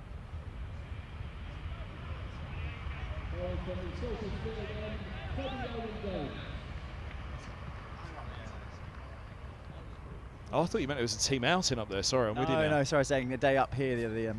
When was it? On Thursday? Yeah, on Thursday. No, it looked like they did roaring trade, and everyone with their fruity pale ale seemed to be enjoying them.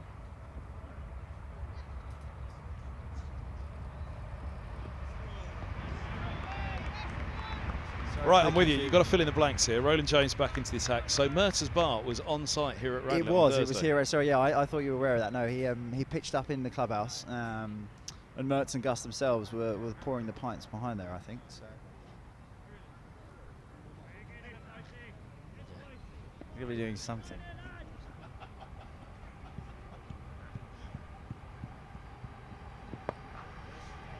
Big swing, just a single. Slight fumble again for Davies.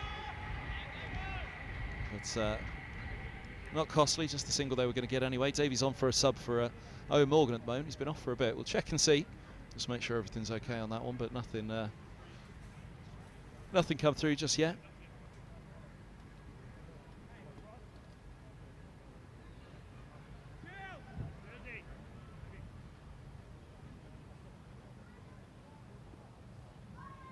If there was a lull before the storm, as they just adjust the field, you'll see Tilan Walla-Luita coming up into shot at short fine leg. Go on, take that one. I was just going to ask you about the lull before the storm. Where does it go? But Roland Jones comes up with another good delivery. Brilliant change of pace there. I think it was, I want to say it was a knuckleball. It's tough to see from back here, but it was either a knuckleball or a leg cutter. But the length was the key there. I think just sort of lured him in to think it was full enough to go after, but dipped on him a bit and wasn't quite there. So.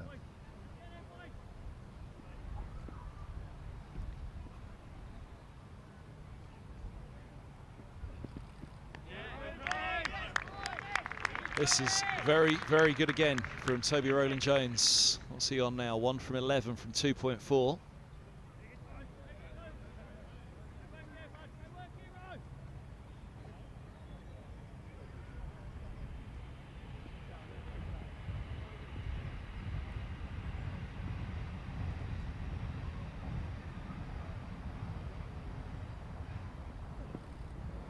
Oh, looks to swing himself off his feet there, Whale. That was a mistake, actually, that Hampshire made against Roland Jones a little bit. And likewise, they're actually thinking about it. I think Gloucestershire were the same the other evening. They were just swinging so hard across the line at the length that he was bowling. Yeah, I think it's. I think the short boundary's got a bit to do with that. I think some batters can get carried away with that short side and try too hard to get it that way. Right up there into the block hole. He's unlucky. Is that one? Squirts away just down to the commentary tent where Tom Helm and I are sat. They've taken a couple. 146 for 7 at the end of the 18th. Brilliant over him there from Toby. I think he went for 4. Was it 4 or 5 or not? Yeah. Yeah, fantastic over in the 17th there.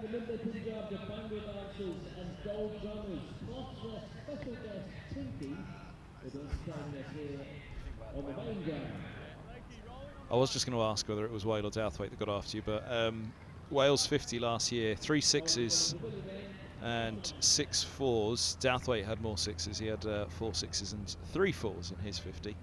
But Wales still there. Partnership's 24. I do remember Wale putting me into the car park at least once last year.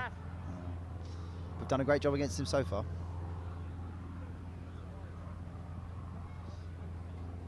Something distracting Salter. Surprisingly little news over the years here of windscreen or window damage in that car park. Yeah, I think as players we tend to get here early enough that we can park up by the top end, keep ourselves well out of the way.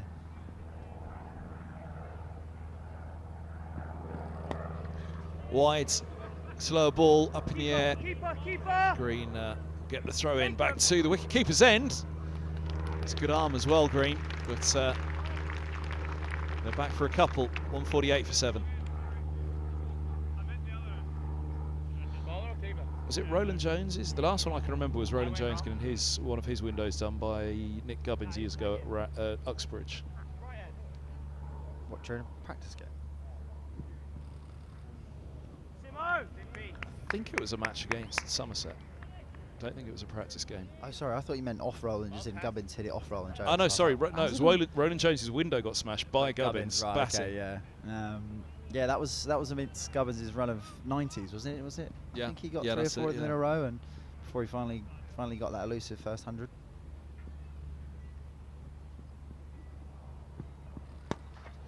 Wide Yorker again, goes up in the air. Oh.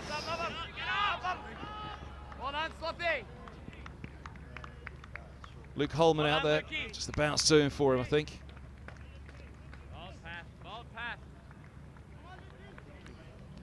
I think he did come in for the catch and then realised. Oh no, maybe not. No, it was just wide of him. The bounce taking it away. Actually did well to get the hand on it and save the boundary in the end. 150 up for Glamorgan, 151 for 7. 9 balls left of the innings.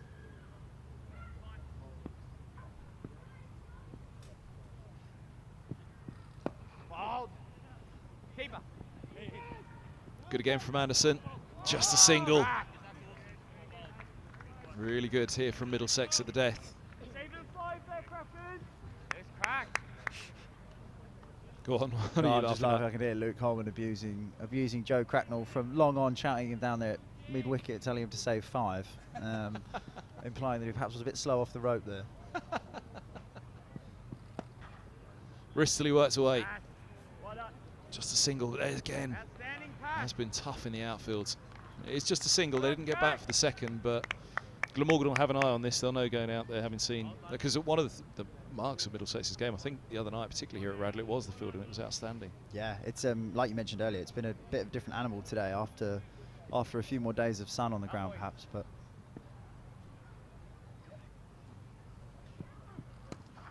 swings big and gets it.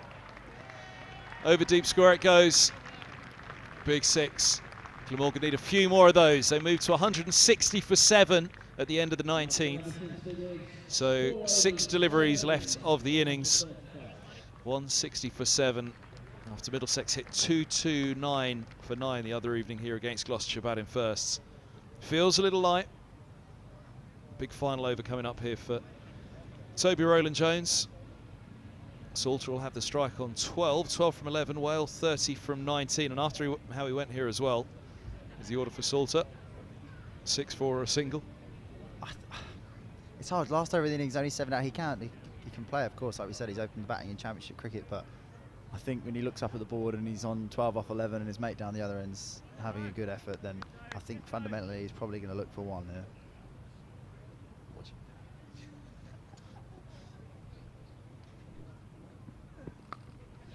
Goes after it and goes! Wadaluita with the catch. 159 for 8. Salter's gone for 12.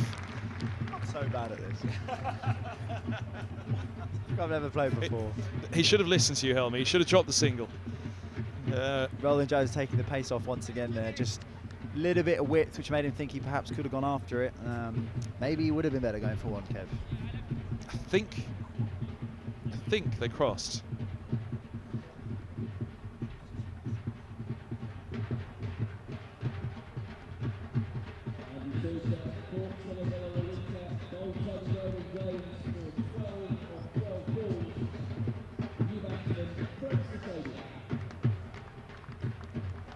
We're nattering off Mike because the other evening, I can't remember whether it was here or at Hampshire, ball went up in the air, batters crossed, and the new batter wasn't on strike. So Sodia is going to be on strike here. I'm not sure they did cross anyway. So this isn't going to give us the definitive answer. I did mean to check it, but completely forgotten until now. Yeah, I really should know that, but I'm afraid my thought was all forms of cricket now, the new batter is on strike come what may, but definitely either here or at Hampshire the other evening. Yeah, they That's they what crossed. I thought, regardless of game or whichever format you're playing, the new batsman was always on strike, whether you crossed or not. But I'm sure it was an oversight in the match, because I'm sure that is the new ruling now, but it certainly happened the other day. Prem Sisodia. Up in the air again, and that one might go. It does. 4 first up for Sisodia. good shot there, just offering a little bit too much width from Roland Jones, but again, it's such a quick outfield. You can see it on the replay here, just skipping away from green down there at long off. Little chat from Wales to Sisodia.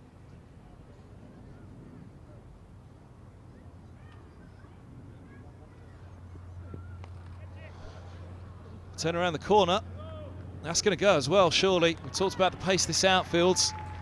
2 fours, first 2 deliveries for Sisodia. Another good shot. Look, that really bounced on it a little bit. Yeah, another off-pace delivery there for Roland Jones with the leg cutter, but just got inside it and flicked it over fine leg nicely.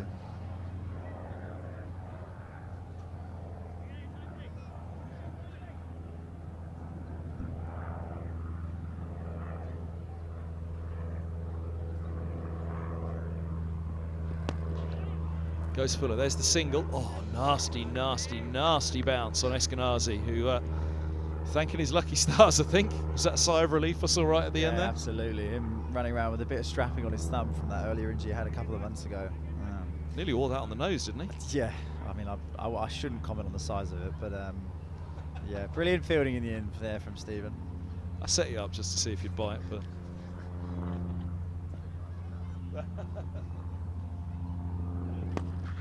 Now, Whale goes big and goes straight down the throat of green. 168 for 9. Whale goes for 30. Another wicket. And Roland Jones strikes. Looking for the big shot, Whale. Again, nearly swinging himself off the feet. And Green holds on nicely. I think the short side strikes again there. It's a brilliant delivery. It's just short of a Yorker length on the wide line, and he's tried everything he had in his power to hit it over to that short side on the leg side, but probably would have been better off going offside with it. But who am I to comment on his batting? Hey, your batting over the years, been some standout performances. Like, not that I've checked, but I do average 63 this year with the bat. Really? Yeah. Well, apparently, Nice. like I said, I didn't check. I obviously got told that. Looking this up now. Hogan, last man out, and will indeed be facing, as we said, the new batter. Faces, whether they crossed or not, which they certainly did on that occasion, so certainly the ruling. So there was an anomaly the other evening where it happened that the new batter wasn't on strike. Hogan swings. Now, where does it go? Deep mid-wickets underneath there. And Cracknell takes the catch. End of the innings, all 10 wickets. 3 in the final over for Roland Jones. 168 all out. Couple of runs shy of their total here in defeat last year, Glamorgan. Roland Jones, what a performance for him. What a season he's having in all formats now. And Cracknell, sunglasses on, looking into the sun for that one as well. That was tough. But Roland Jones, with 3 in that over, producing another stunning performance. But all round, that was an amazing performance from Middlesex. Glamorgan all out for 168, and a great catch from Cracknell at the end as well. Yeah, no, brilliant performance with the lads with the ball there. I think if he'd offered 100 to win the toss, stick them in, get them 168, well, all out, but 168 off their 20 overs, you'd have bitten your hand off for that at the start of the day. So yeah, the boys will be very happy walking off, and looking forward to seeing how we get on in our reply. Roland Jones ends with 4 for 22 from 4. There he is in the foreground with a very happy Blake Cullen, who bowled really well as well. What do you think Middlesex got so right in that innings? I think we did a great job of being attacking the entire way through. It's something we speak about a lot. I know it's a bit of a cliche, you know, it can be quite difficult to attack, particularly if they get off to a good start, but it's something we look to do, is to try and take wickets all the way through, because as you can see there, bowling at the death there when they're 6, 7, 8 down just makes your margin for error so much bigger. Bowling at the death certainly makes it more enjoyable. So let's have a quick look at the innings before we depart for a quick break on the interval. Middlesex choosing fields.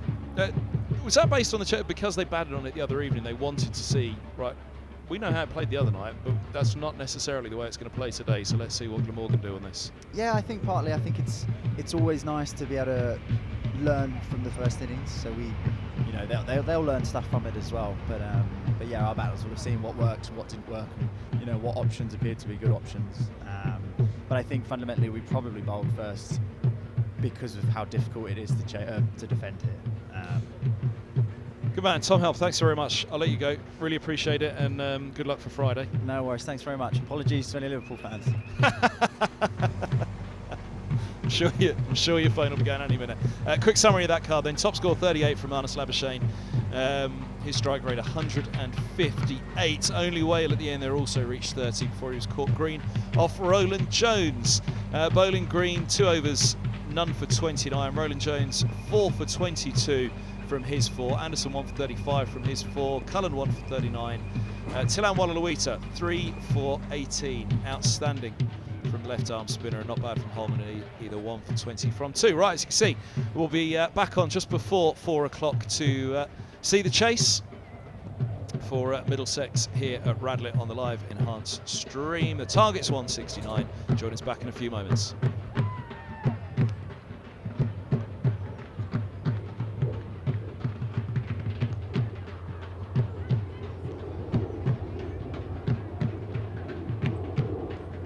Pioneer, adventurer, leader. It's an instinct to never stand still. Always striving, never settling. Why should investing be any different? After all, your investment challenges aren't standing still. So neither will we. Expect more with iShares.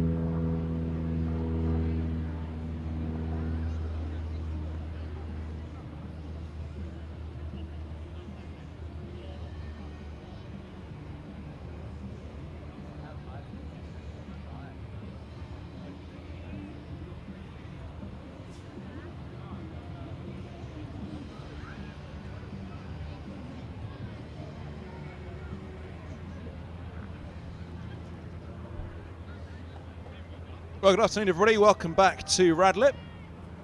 169 the target for Middlesex to win, having put Glamorgan in here on the live enhanced stream. From Middlesex, myself, Kevin Hans, thanks to Alan Coleman and Tom Helm in the first innings to join us. Robbie White's with us. The start, the second, we'll say hello to him in a few moments. But first up, Stephen Eskenazi and Max Holden. They put on 89 in the power play the other evening here against Gloucestershire.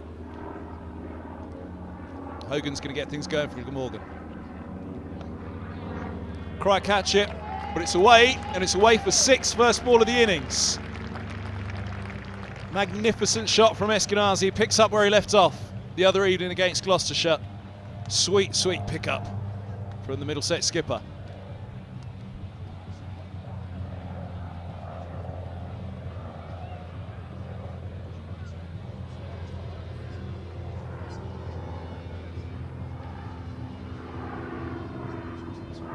I didn't realise that I actually lost the ball on that one, so it gives us a chance to say hello to Robbie White. They've got it back now. Robbie, I'll say a quick good afternoon to you before the next ball. How are you? Hi Kev, all good, yeah, good to be with you. First experience on the stream, so yeah, privilege. Hope not too many listeners drop off.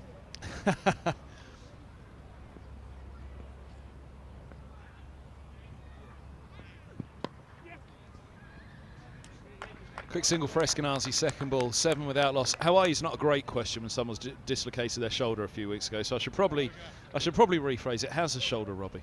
It's actually really good. It's progressed really well from that day down in Hove. So rehab's been busy and lots of work being done and still to be done, but it's got a lot better and on track, so to speak, from the schedule.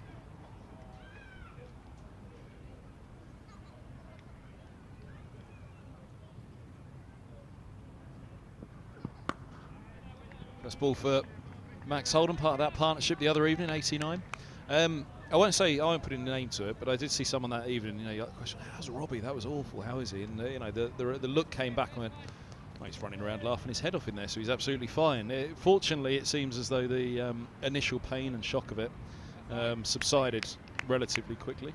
Yeah, it was a pretty horrible hour whilst it was out. Holden gets in on the act. Down to deep backward square leg it goes. And they will manage to pick up 2. Good fielding out there. I thought that one might have skidded away a bit quicker actually. I don't know when that one slowed down more. So many here at Radlett. Once they're gone, they're gone.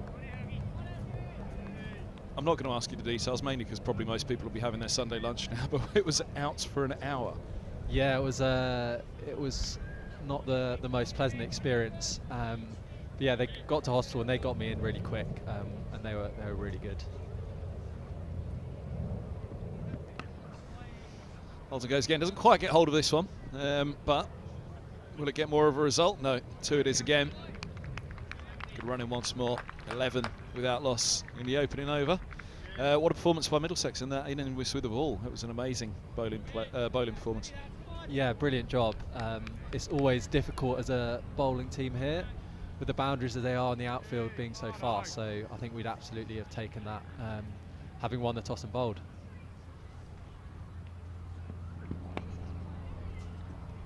Skirts away, just a single. Deep point coming in, Marnus Labuschagne. Out there on the boundary, end of the first over, 12 without loss. Middlesex, who really got going, that man in particular the other evening.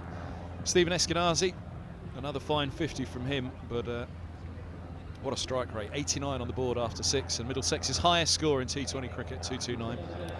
Yeah, it was an unbelievable start to the campaign, that, having lost the toss and been put in the first game. I think the nerves are always there, so for Max and Esky particularly to play the way they did was fantastic. I think it sort of set the tone for that first game and then leading into Friday night as well. So yeah, another great start following on from the 4-day stuff. Holden to have strike then. Michael Nisa, the Saltersfield end. Oh, nearly dragged on. So close. Didn't know where it had gone. Holden, Glamorgan did. They were all waiting to see if the Bales are going to topple off on that one.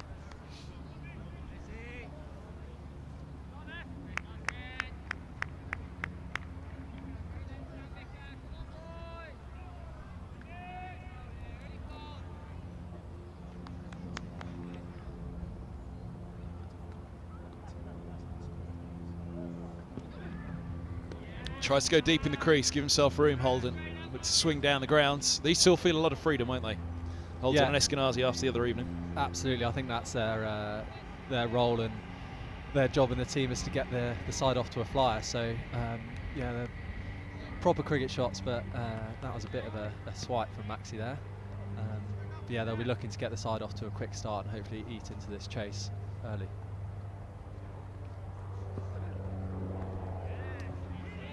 Gets through, thinking of the bye, nothing doing. Was looking at umpire Long for a minute to see if he had any decision on that. It was angled across the left hander, wasn't it? And must have been close. Yeah, it did look close. Bit of another big shot from Maxi, but yeah, nice to just get a few out the middle and get him going. But yeah, you get such good value batting here, so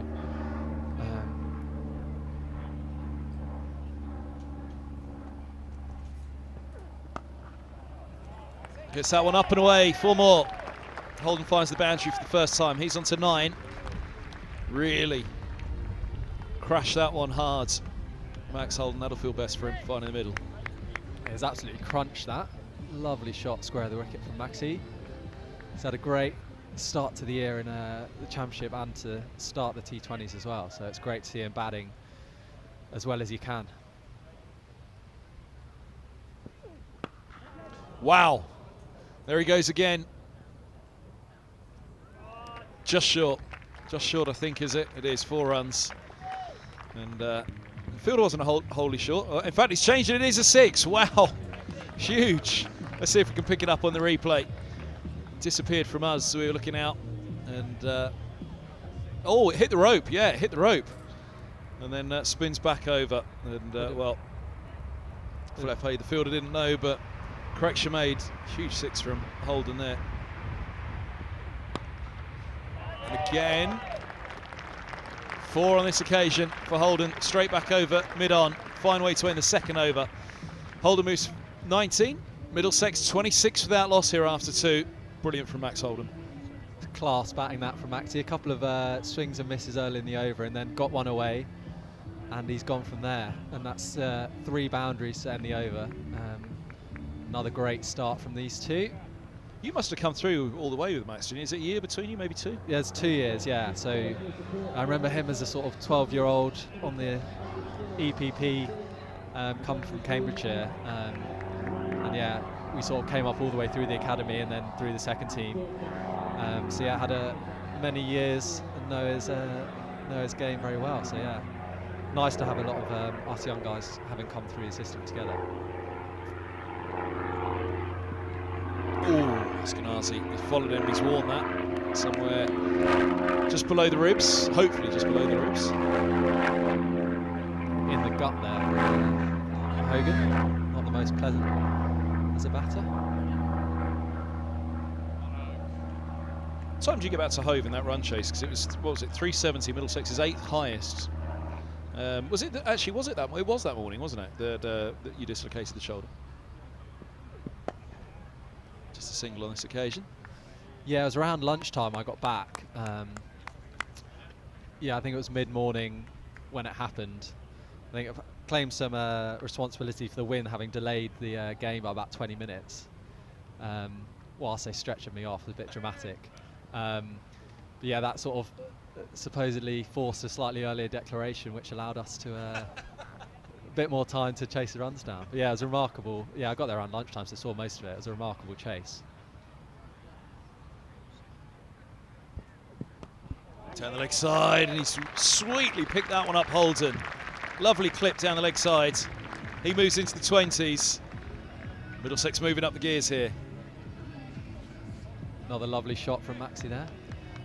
Yeah, that was a great afternoon. I think I was still high from the sedative pain relief they gave me at the hospital, so it was quite a nice, relaxed afternoon watching, yeah, Pete and Robert and Maxi and Martin chase them at a lovely day at Hove.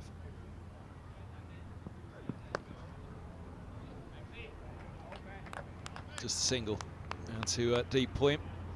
2 out, deep point and deep square. Pretty standard for Hogan here. For what he does, standard for this stage of the innings. Any surprise though that they haven't gone? Well, I suppose he used quite a wide deep third rather than a deep back. I suppose deep backward point down there maybe.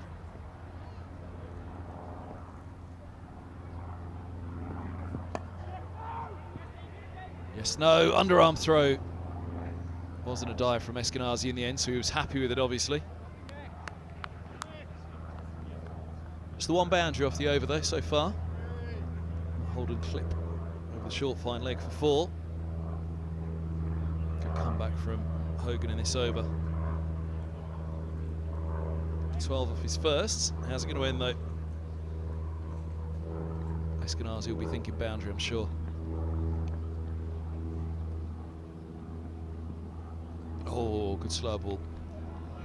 Nice into the over for Hogan. Better over for Glamorgan. Middlesex 32 without loss after 3. Live enhanced stream from Middlesex. Myself, Kevin Hand and Robbie White on the mic for the first half of this run chase. And 2 from 2. It's been quite the season for Middlesex so far. Unbeaten in all comps. Yeah, it's been a fantastic start to the year. I suppose, yeah, confidence from a really good winter and a good pre-season sort of filtered into the start of the year. And yeah, when you sort of confidence breeds confidence, and the couple of wins early in the 4-day stuff really lifted the squad, and it's been great to see everyone playing so well, and the mood in camp's really good. Yeah, a lot of positivity from the boys, and everyone's playing beautifully.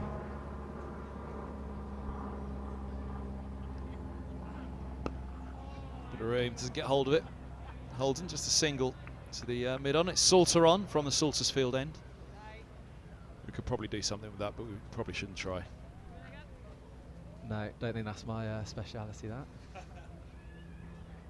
Another bit of a heave there from Maxi.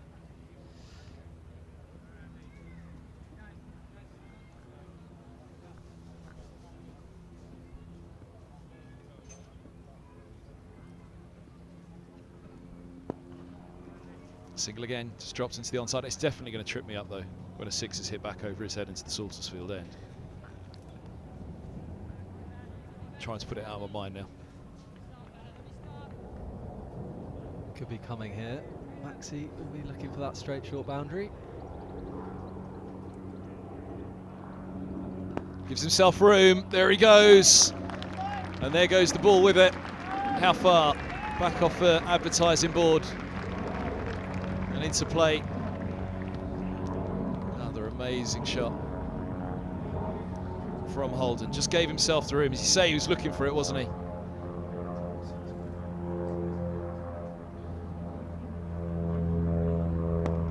Tries to go again, just the single. One-handed pickup. Oh, didn't quite sit in the hand to get the throw off straight away. He's in an aggressive mood, Maxi's come out in real intent, so I think he's trying to get boys ahead of the rate in the power play, which makes the chase a lot easier for the other guys coming in.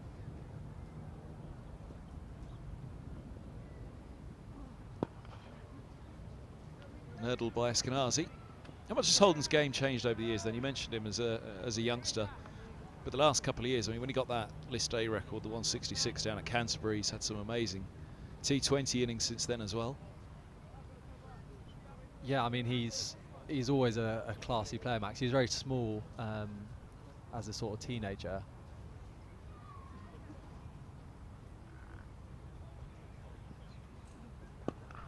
Gives himself room once more and picks out cover.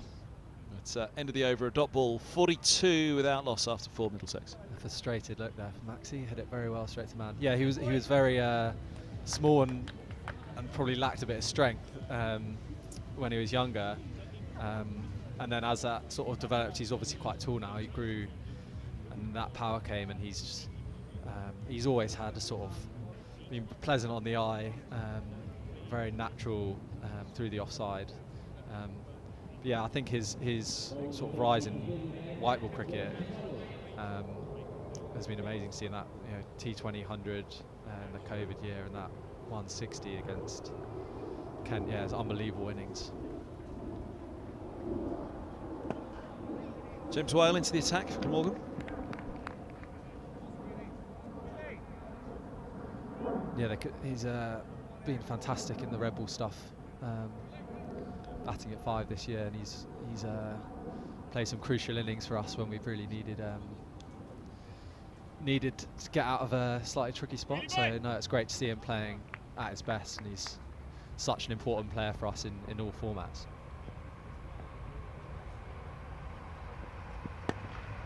Oh, that's coming straight to us. Huge shot coming straight into the commentary tent, is it? Whoa! Just on the sides. Lovely, lovely shot. Hope that looks good on the screen as I panic with fear as that's heading straight towards me. Sweet from Eskenazi.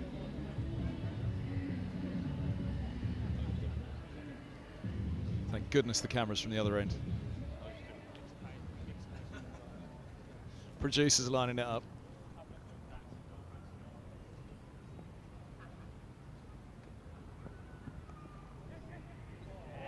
Dragged past the short fine leg, Sisodia.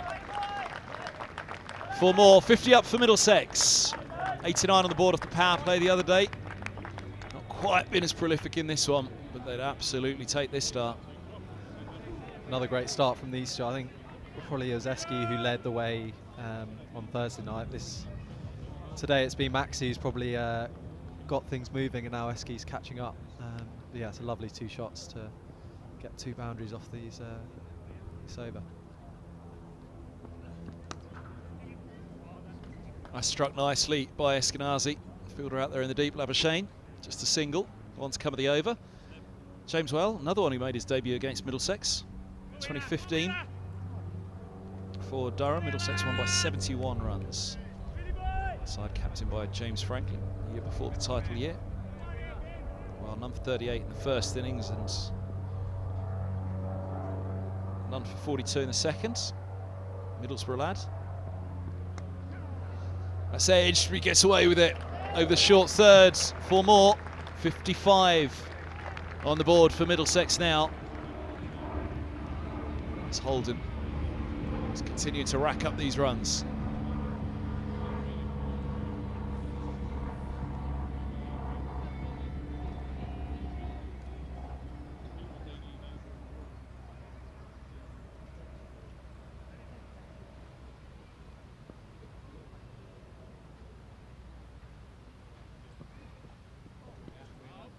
Let's go across the line with that one. End of the over. 5 gone. Middlesex, 1 over left to the power play. 55 without loss. 169 the target.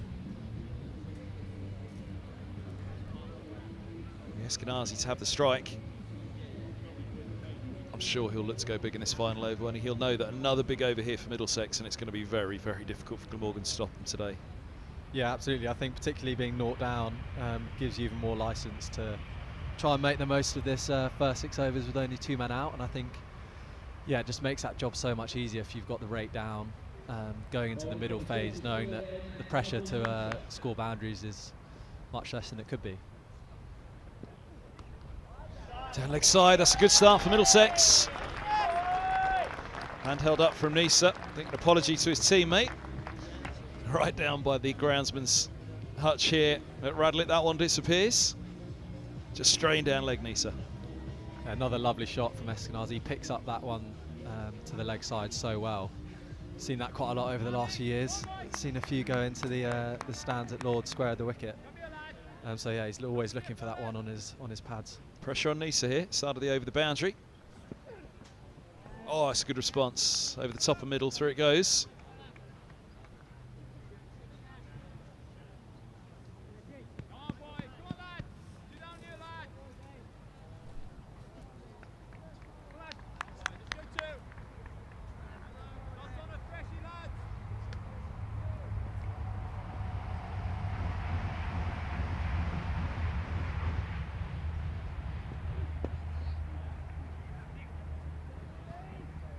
Nettles 1. Settle on that. 3 to go the power play. Holden comes on to strike. He will definitely be charging here again, won't he? Holden. Yeah, absolutely. I think the other thing with Middlesex is depth of batting. It gives the players up the order even more of a permission to attack, knowing that you got Luke and Greeny and Toby coming at sort of 7, 8, 9. Good ball. It's mixing up the pace. It's a good comeback from Nisa. 4 off the first ball. 2 to come at the over. He's only gone for 5 in total. We saw that on Thursday night. The guys just kept coming and coming. Yeah, with that strength down the order, it's a real positive in this Middlesex side.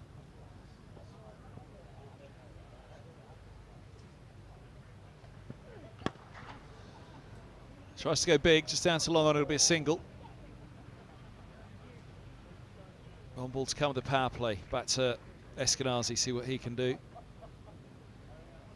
It's pretty another horrible bounce out there. There's been a few we've seen today. It's not the nicest outfield to be on the boundary to. We had a couple of smirks out, a few body blows from the fielders.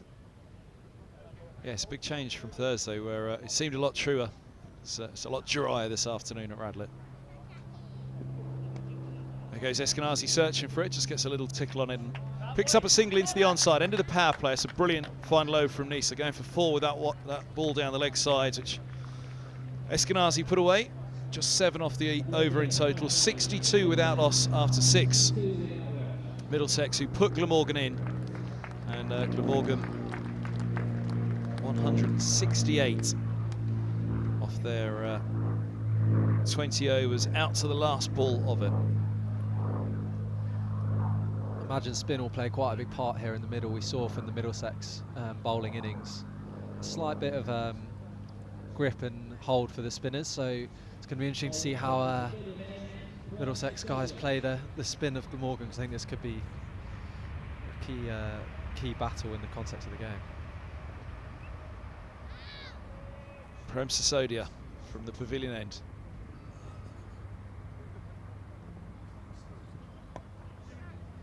Chopped away, nicely done by Eskenazi. Shoots away down the hill, ramps up over the ropes. Nicely done, sir. 4 more. Eskenazi onto 29. A lovely shot. He's so strong square at the wicket there. Flayed it through the offside. Yeah, Tillan bowled beautifully, didn't he? I'm sure he spoke about that earlier, but it's great to see him doing so well. It's a fantastic spell that really sort of held back the Glamorgan innings from getting momentum going into the last 5-6 overs.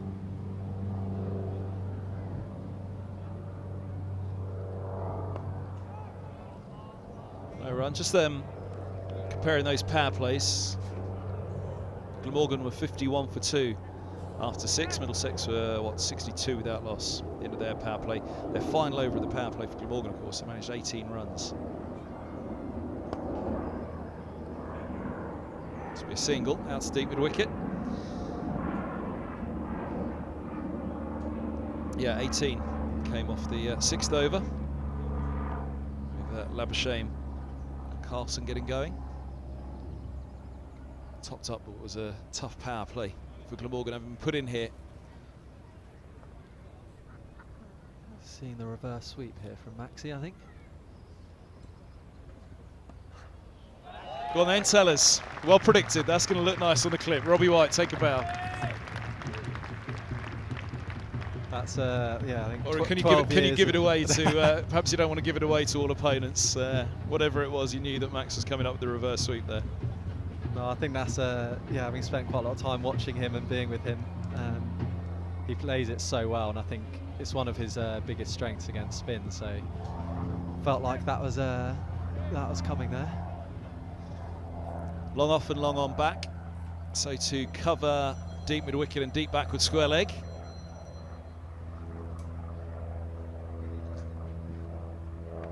Oh, it's gone. Swings across the line at that one. Sisodia slips one through, and Glamorgan have the breakthrough here at Radlett. Boy, oh boy, they needed it. It'll just rein Middlesex back a little. Fine innings from Holden. He's given Middlesex a brilliant start here. They're 71 for 1. Yeah, it's a shame, but he's done his job there, Maxi. His role to get the boys off to a flyer, and he's absolutely done that. It's a fantastic innings, but yeah, shame for him to get out there.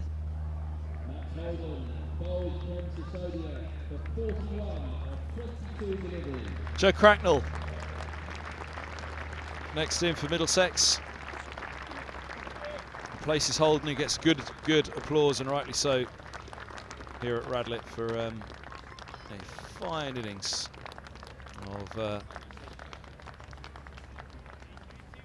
41. So Cracknell comes out at 3, and have a little bit of time here to settle himself in after the power play. There won't be any huge pressure to get going, get big early, especially with the chase that's on for them. End of the 7th, 71 for 1. That's the the benefit of getting off to such a fly. It gives the guys in a bit of a chance to get themselves in and get used to the wicket and conditions, and then get going from there.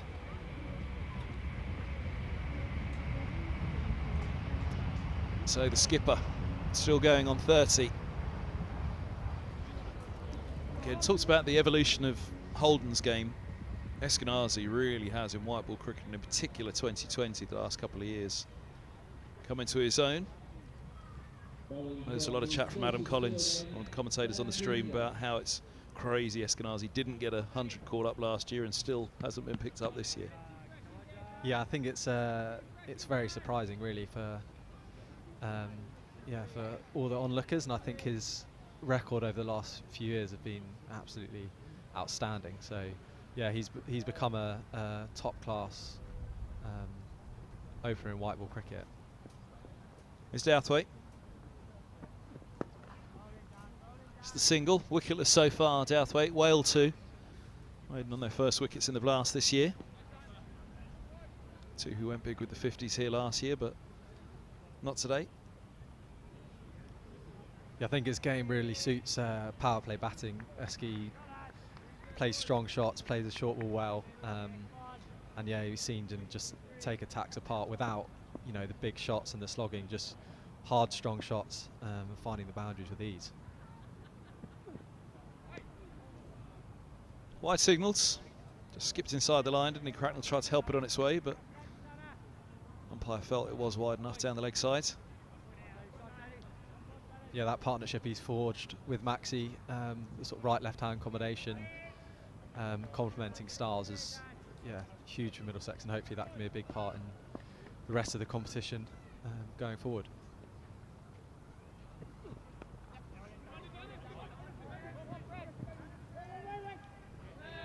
Just a single again. Cracknell, who's had 20 2020 matches before this, 350s.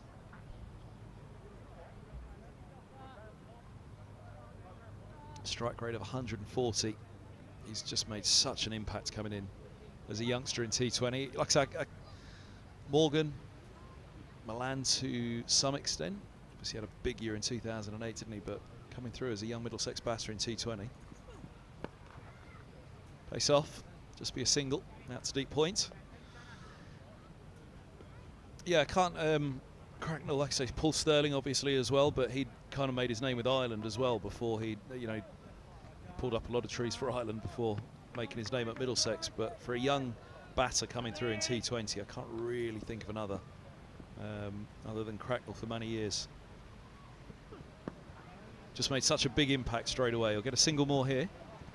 Yeah, he's incredibly powerful, Joe. He's fantastic striker with the ball, and yeah, probably a lot of us coming through have focused more on the Rebel side initially, and I think he was someone who stood out always as a fantastic striker and someone who'd naturally lean more towards the white ball, though he definitely is got a solid technique for Rebel as well, so don't count that out. Just opening the face on that one, Eskenazi. Just get a quick single. 1 ball to come of the 8th. You played against Joe quite a lot of North Mid as a youngster, and you could see early the way he just stays very still and has natural power from a sort of strong base. Yeah, he's a big hitter of the ball. No run, end of the over, 8 gone. 77 for 1 here on the live stream from Middlesex. Warm welcome wherever you're tuned in all around the world for this one. Ealing's your club, isn't it? Yes, Ealing, yeah, since a very young age. So yeah, It's very a bit of lucky. a trek, isn't it? Ealing to North Middlesex. Where's North Middlesex's ground? Don't say North Middlesex. Yeah, it's sort of in that area, sort of Crouch End, Muswell Hill. I think there's about 4 or 5 clubs within a few hundred yards of each other. So yeah, he's one of the ones off the North Mid train. Joe? Now, has he gone? Not out. Looking to step across to that one. A couple of things. First was it wide? Secondly, was it stumped? No to both. Yeah, Ealing was a great club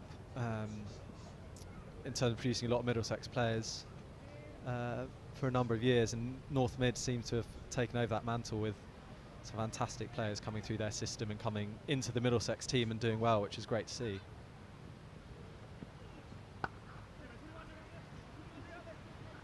That's beautifully done out of the boundary rope. We've been saying it's tough out there today. Really sharp work.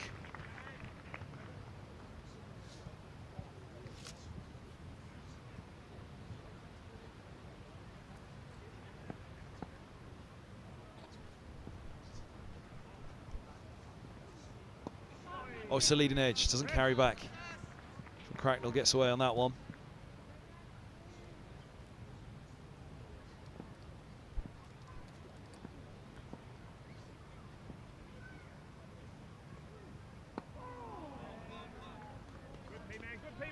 Middlesex can afford this at the moment, can't they? Yeah, he's bowled well here. Yeah, just looks a little bit tricky to get it away with the spin. It's just holding up a little bit, so yeah. A little bit of time to get yourself in for Joe. Looks to go across the line with that one, and does all the way. Powerful striker of the ball, and gets it a long, long way into the car park. 78 for 1 becomes 84 for 1. Cracknell's on to 8. That's one way to do it. He's been sort of trying to push it around a bit, and I think he's had enough of that and just decided to swing one into the leg side. It's one of his biggest shots, that slog sweep. He plays it beautifully. Yeah, it's into the car park, and they're struggling to find it here, I think.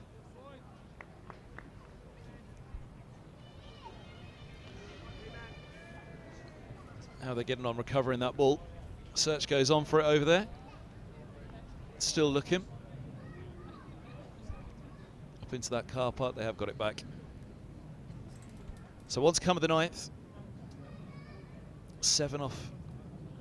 Sisodia's over.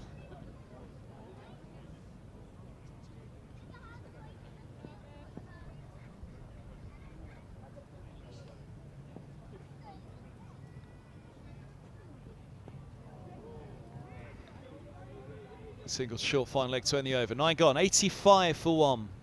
Here on the live enhanced stream from Middlesex. Robbie White is alongside me in the commentary. Tense for this one. Out with a shoulder injury at the moment. And what is the time frame of that? I should have asked you actually. Next championship game's June 12th. Yeah, it's progressed really well, so I think we're a bit ahead of schedule, so hopefully hit some balls in the nets at the end of last week, so I'll be training hard this week. So yeah, looking in the next sort of week to 10 days to be back. So yeah, it's sort of fortunate in a way that there wasn't more damage, and yeah, with the help of the physios, we managed to get it back quite quickly. So yeah, really glad with the progress, but yeah, be itching to get back.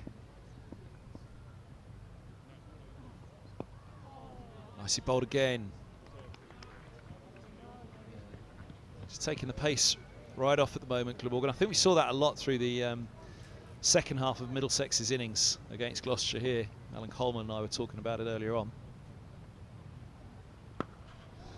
Oh, that's good. That's really good from Cracknell. Oh, mind the expensive big screen down there. Lovely shot over Salter's head into Salter's fields. Another 6. Another one for Cracknell. Another fantastic shot from Joe there. Again, I think you see his strength. Yeah, he's tried to nurdle the first one, dot ball, and then thought, I'll take him downtown. It's a fantastic shot over the bush there onto the second ground. Yeah, we were just mentioning pace-off seemed to be the way that Gloucester got a little bit of better control on Thursday. Let's have Alan Coleman on earlier. How's he gone on so far, Alan Coleman, in the job? Yeah, he's been fantastic. I think a lot of us have known him for a long time now. He was my first under-10 coach at Middlesex, so we've had quite a journey yeah, to get to here.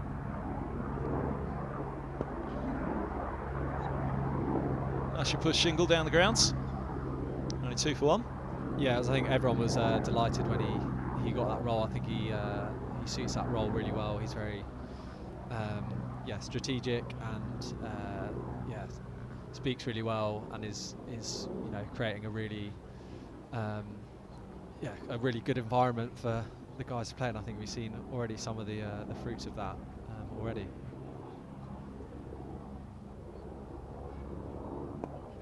Oh, straight back to him.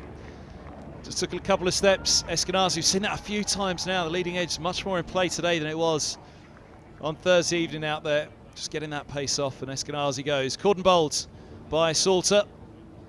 And nice delivery. There's a little bit of drift on that, a little bit of tip on it. Yeah, I think, as we said, it's just sticking in the wicket a touch there. Yeah, it's well bowled.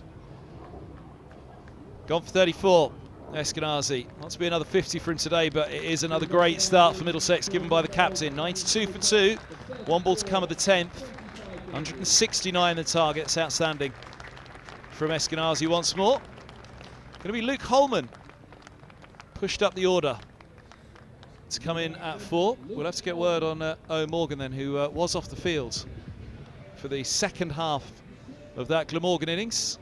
The England captain. Jack Davies has been out there, so we'll check in and see what the news is on Morgan. Holman's promoted to 4, which is a huge boost for him, and well, rightly so. I mean, I think he made his name firstly with the bat actually in T20 cricket, but we've seen what he can do in all formats, bat and ball now. Yeah, he's batted unbelievably well this year, Lukey, in the 4-day games, and you know what he can do in the shorter format. Some of his innings he's played already. He's got a lot of power, and he uses long levers to his advantage.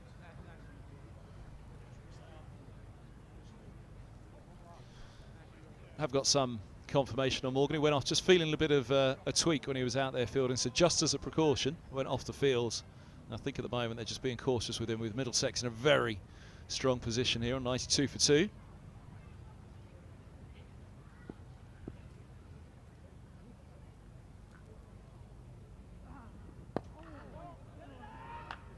Just a single down the ground to long on, gets Holman off the mark, first ball, end of the 10th, 93 for 2. Good talker, you said, Alan Coleman. Any good on the mic, do you reckon, in here? Who's that? You said Alan Coleman, good talker, yeah, good communicator. He's a very good communicator, yeah. He'll have a good chat for the mic? Yeah, he'll be, I think, a bit of an upgrade from Tom. Tom started the bar fairly low, I think. Maybe a bit middle of the road for me, and then you got the cream of the crop coming in last, I think. I reckon Robbie White's realised all the way through those 2 questions his boss was stood behind him the whole time. No, not at all, not at all. There was a reflection on the screen. He knew all along he wouldn't bite on either of them.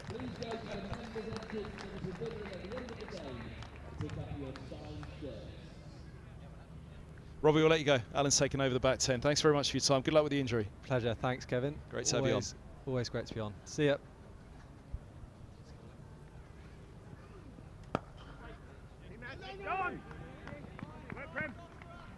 Now, if it was Tom Helm, I don't think I'd have done that, but it was Robbie White, so you knew he'd say nice things. Robbie's never got a bad word to say about anyone.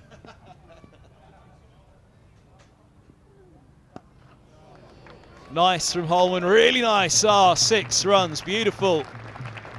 Right up into that temporary grandstand. Sent up to 4. Full reward from Holman. Yeah, round the wicket here, Sisodia. Bowls the ball quite flat and quite quick, and Luke's responded with quite a flat slog sweep for 6 into the temporary stand.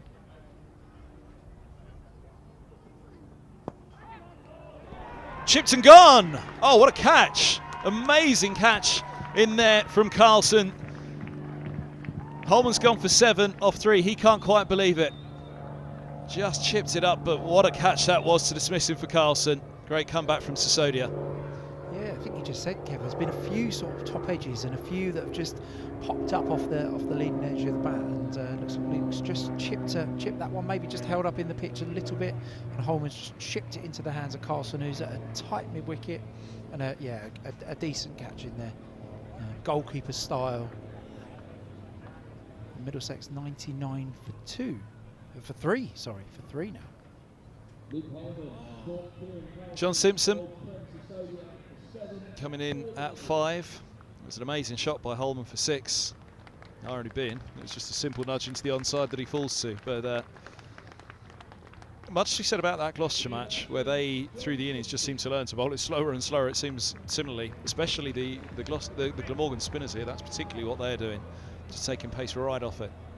It is. We started pretty positively against them. Sort of 2.3 overs. Sisodia now for 23. Salter is going at 9 and over as well. But it's really that flow of wickets, and if they are holding the pace back on the ball, letting the ball just grip into the surface, it can make it hard to score down the ground, and that's what brings the short extra cover and the shorter mid wicket into play as Simpson's about to take his first ball.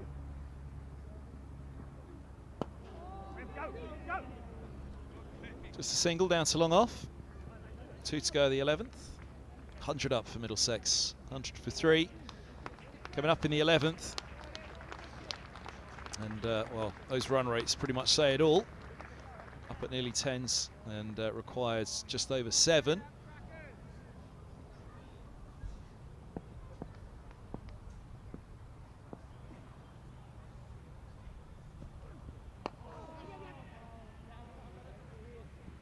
Situation to manage for Middlesex at this point, with just over 7s. Yeah, I think there's 2 ways you can go about this, really. The modern way in T20 cricket will be just to keep swinging, really.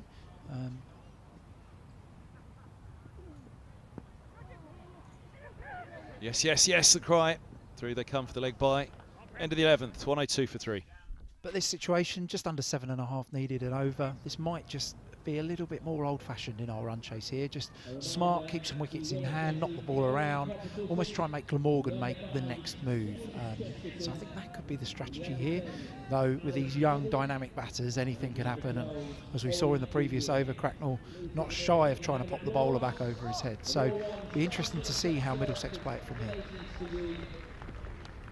Don't forget, if you want to get in contact, Middlesex_CCC on Twitter, #OneMiddlesex if you're getting involved on any of the social medias from Middlesex. Here's Douthwaite. Douthwaite, I believe. I think it's Douthwaite. Bowled a lot of slower balls in that over that he bowled previously. Only went for 6 runs, so I suspect much more of the same here. Lots of tricks at the back of the hand, maybe, or around the side of the ball.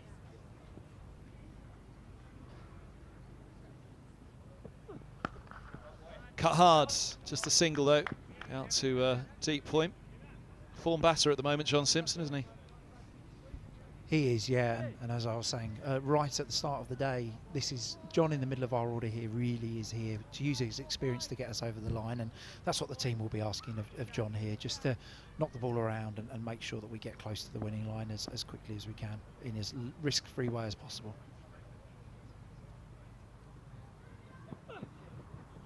Good slow ball. Cracknell looks back at the umpire. Oh, long in the end. Holds the arms out wide, signalled. I thought he was going to get away with that one. I've always thought that Nigel Long was a good umpire. He was good fun in the tavern during the Durham game, actually. I was in there a couple of nights with him. Jason Swift, former batting coach down at Sussex, was the match referee for that one.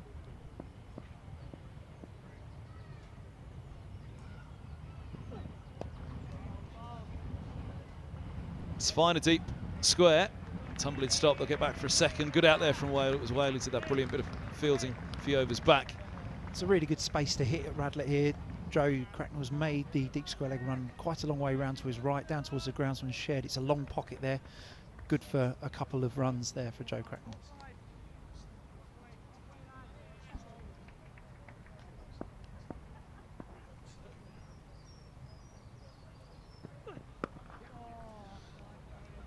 Not time this time, just a single out to, well, stark contrast, the playing surface here in terms of the size compared to Friday night time GIS, the commentary, I was up on the top of the gantry, the top of the hotel end.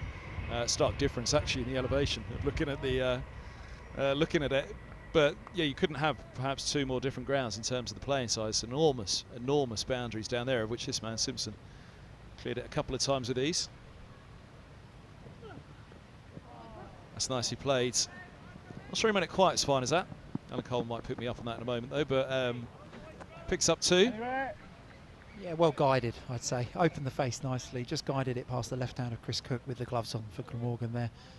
And a nice, comfortable 2 runs just to keep the scoreboard ticking over.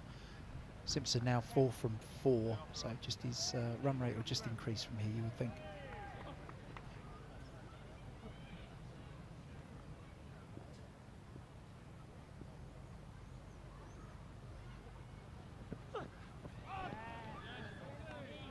Just dies on him. Outside off. I think he just gave that little signal of exactly that, didn't he? Looped down on him. It did, yeah. Bowler Douthwaite here's changing his pace quite a lot. We've already seen a slower ball bounce, so that one was just a regular pace back of a length ball, which looks like it sort of skipped through and then died on its way to the keeper. So probably might be a hard pitch now to judge the pace from the bowler's perspective. Cry catch it was chipped down to long on quite safely by Simpson. Knew what he was doing there, in control. Single to end the over. Middlesex 110 for 3. Yeah, 8 overs remaining, 59 to win, so comfortable position at the moment for Middlesex, but they'll be keeping an eye on the wickets column here and ensuring that Middlesex don't lose too many more wickets. As always, they are the key in a run chase. Also here Sisodia's coming into his last over now as well, so that could be quite a decisive factor in Middlesex's decision making here.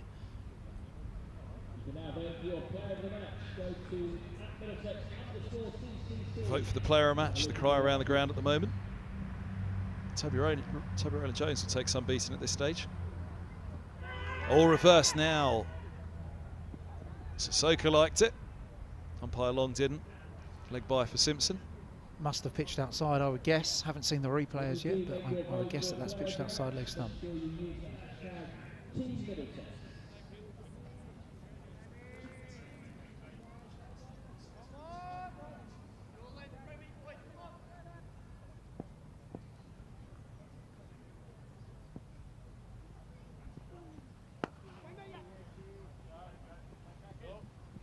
Just a single again.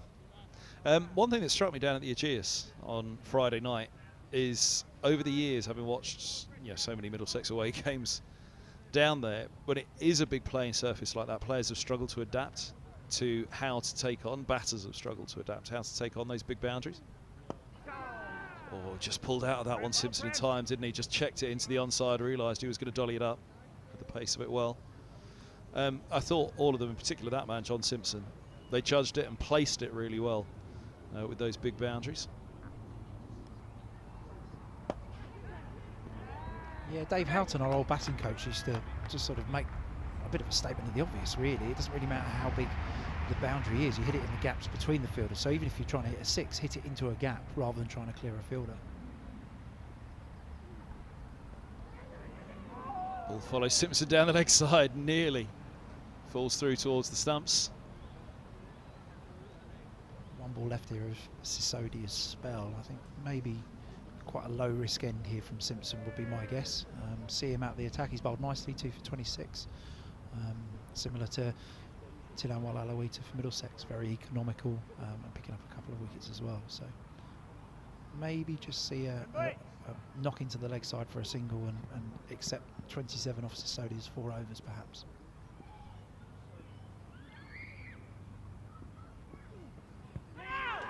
Pitching outside leg. Simpson had every right to swing. Top ball to finish, 12th. Top ball to finish Sisodia's Dave. 2 for 26 from 4 for Sisodia. You're mentioning Walalawita there. He picked up 3 for 18 for 4. If Middlesex get over the line at the end, then that certainly is one of the comparisons, the head-to-heads that we'll be looking at and saying Walalawita's come out heavily on top for Middlesex. Yeah, you would say so, and you add Walalawita's figures together with Rowland-Jones, and that's 8 overs in the game that are 7 for 40, and those 2 spells will be a deciding factor should Middlesex get over the line. 2 of the lesser men on the mic today. Robbie White on the left, Tom Helm on the right. Carey's in the centre, Josh Carey's. And Mike Selvey just squeezing on Cam on the right there. Oh yeah. Battle of the caps there. I'm going with Selv's cap over Carey's. Yeah, Josh, I don't think is known for his fashion sense amongst the group.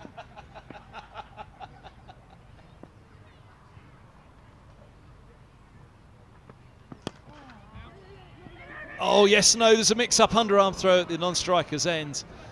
Misses, there'll be an overthrow as well. 112, 113 for 3, started the 14th.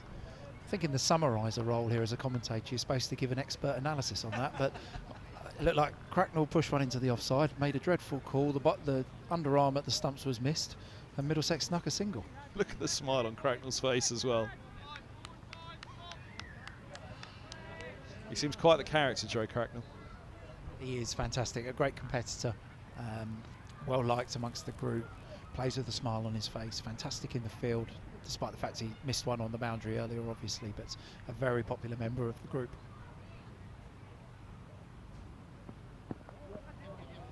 Tucked away, down towards us in the commentary position, ramps up over the advertising boards and plugs in behind.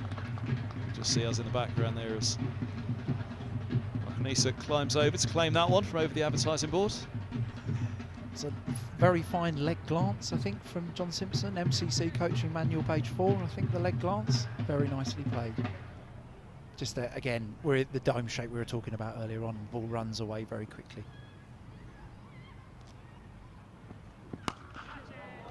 Cryer catch it, but he's dragged that into the gap.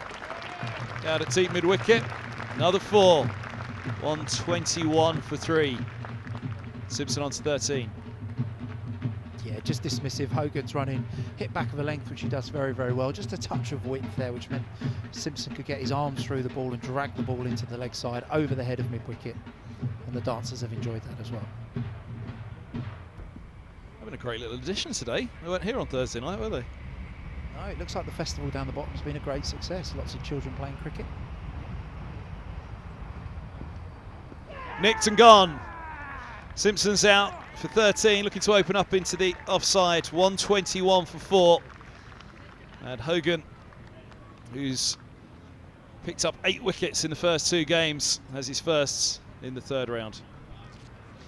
Yeah, pretty wide that actually, isn't it? Just on the wide line there, really. And John Simpson's tried to throw his hands through it to exploit there's only one fielder out on the deep boundary on the offside, so just trying to hit the ball over extra cover there probably. And a fine nick through to Chris Cook. 48 from 38 needed. Simpson's just given it that little boost there. The sweet boundaries, 13 from 14. Word for Martin Anderson, who comes out at 6. Quite the shake-up in the batting order today. Obviously, as we mentioned, Morgan's just felt a slight twinge, I think was what I was told out in the field. So just a precaution came off and remains off at the moment. But nonetheless, a little bit of a reshuffle around the batting order. It has. Owen can come in at 5 wickets down or after an hour, by all accounts. So we were told by the match referee, Mike Smith, That's former why England and Gloucestershire seaman. So a bit of a juggle around of the batting order here. The order is flexible though. That's one thing that Richard Johnson and Steve Eskenazi have brought in, that we will juggle around the batting order, and Martin's come in at 4 in some of the previous games. So it's trying to balance the left-right hand combination and also trying to get the matchups right as well. If there's a specific bowler on who perhaps Anderson might match up well against, we might throw him up earlier, but here he walks out at number 6. Who makes that call and how long is that decision? I mean, it's a big call to make at whatever stage. It is, yeah. I mean, there's a lot of analysis goes into these games. We've got a fantastic analysis team.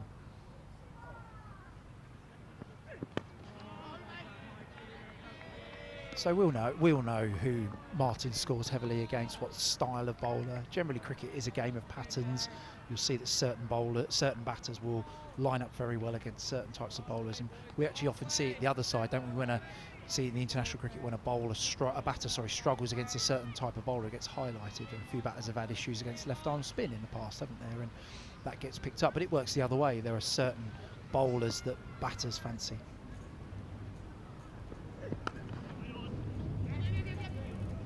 Single. It's Anderson off the mark. Second ball into the 14th. So Simpson's gone. Out for 13, caught behinds off Hogan. And 1 for 28 for him. So it's going to be James Well back into the attack, replacing Sisodia, who's bowled out. 124 for 4. Middlesex 47 from 36. Again, all very manageable.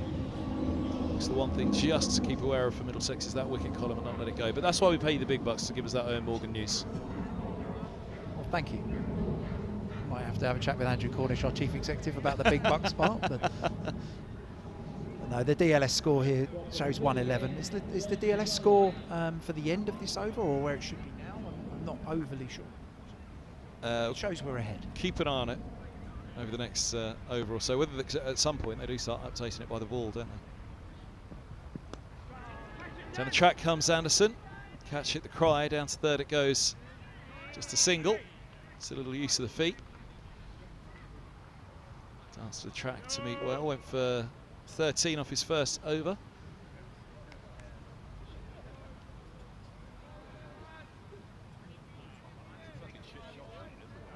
So 112 the DL's on now, which would be for the 14.2 balls bowled.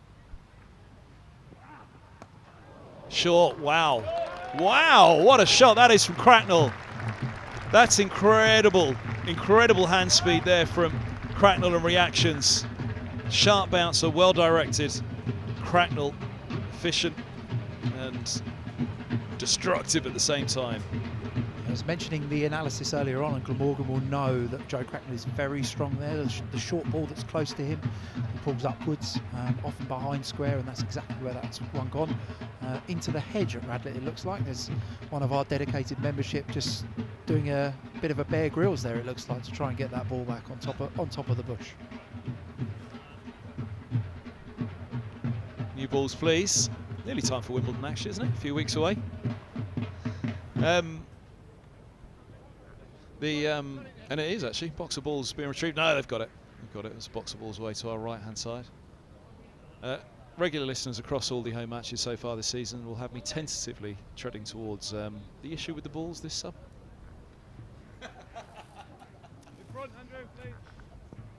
I'm ready. Strap yourself in, everyone, I think. That was actually pure. That was actually purely for the producer, Ollie Francis, and nobody else.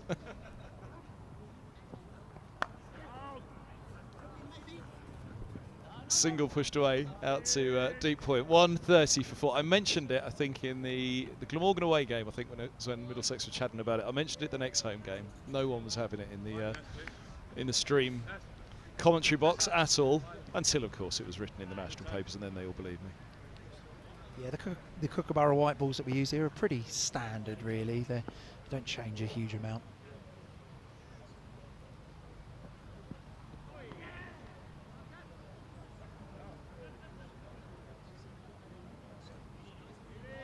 So yeah, this is a little less complicated in terms of the white balls than the red Dukes, where there have been some issues this year that I think Dukes have been pretty open and admitted. And we've had a lot of balls go out of shape. I think the danger in the white ball cricket at Radlett here is the ball being lost in the bush rather than it going out of shape. And it's not so great on the budget front, I must say.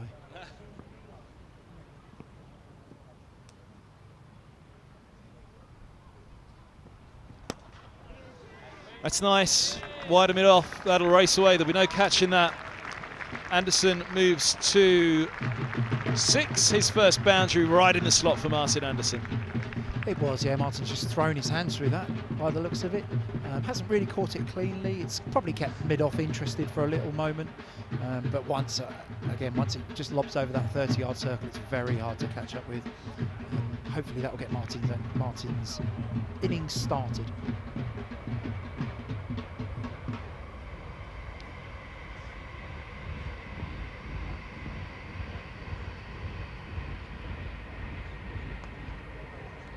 Oh, there goes another one. Anderson all the way this time. What a sweetly timed pickup that was from Martin Anderson. Nonchalantly clipped away over deep square. Brilliant shot. Incredibly fast hands, Martin Anderson, as Middlesex members have seen increasingly over recent years in the white ball format and some red ball cricket as well. But very, very skillful player, able just to break his wrist through that ball and pick out a gap between the scoreboard and deep square leg for a pretty flat 6.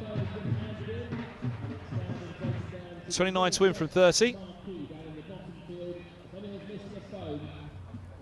Anderson, well, you said that there was 2 ways to go about it, the old school way of push it around or the modern way. Anderson's certainly decided the modern way. 12 from 6 from him. Cracknell's just doing what Cracknell always does, 29 from 19. Salter back on. Cracknell's already hit him onto the other field once, hasn't he?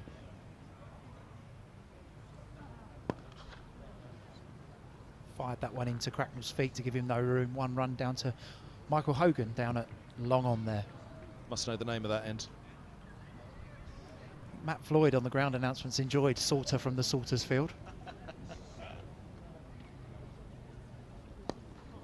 Anderson down the track, looks to clip it into the onside. Just a single, Cracknell back on strike.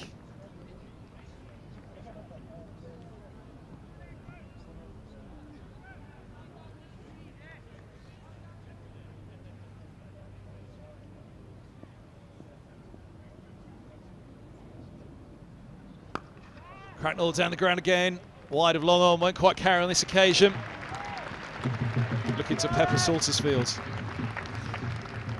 Yeah, lovely angle there, just beaten mid-wicket, over the head of mid-wicket, kept long on interested for a little while there, but yeah, nice space to hit the ball into here at Radlett, into the deep pockets of the corners, just to the left of the big screen.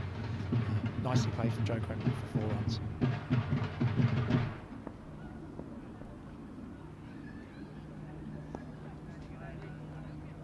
Just be a single again. Terrible punt from me, I apologise. They're going to go for 2. Back they come. Good run in. Very good run in. 148 for 4. Cracknell's on to 36. It's the type of cricket that the cricket coaches are very fond of. A boundary and then keep the scoreboard moving in the next ball. And Crackers has done that very well with 2 to deep square leg. Down the track once more. Dragged a little out to deep mid-wicket by Cracknell. Moves to 37 from 23. Middlesex powering on, 20 to win from 25. 6 wickets in hand. Heading towards a 3rd victory to start the group stage.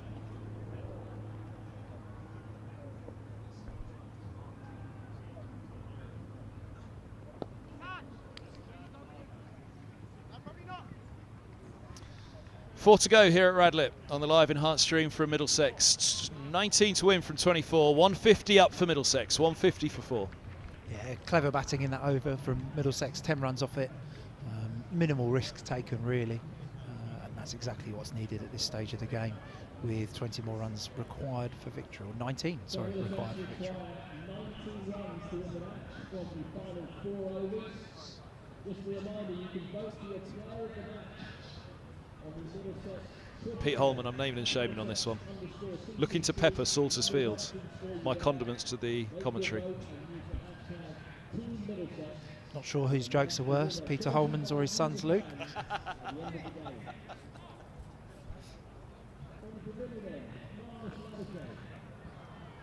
Minus Labuschagne. Bit of leg spin to bowl to the 2 right-handers. It's a little bit late to introduce the leg spin of Labuschagne. Actually slipped me by, I should have mentioned this earlier. Just a single out to deep mid-wicket. Bit of wrist spin away from the 2 right-handers. I think Labuschagne's got a history of making things happen with the ball, hasn't he? So that could well be the theory here, with the game running away. He's the Sam Robson of Glamorgan, you're telling me? There are some similarities, it's fair to say.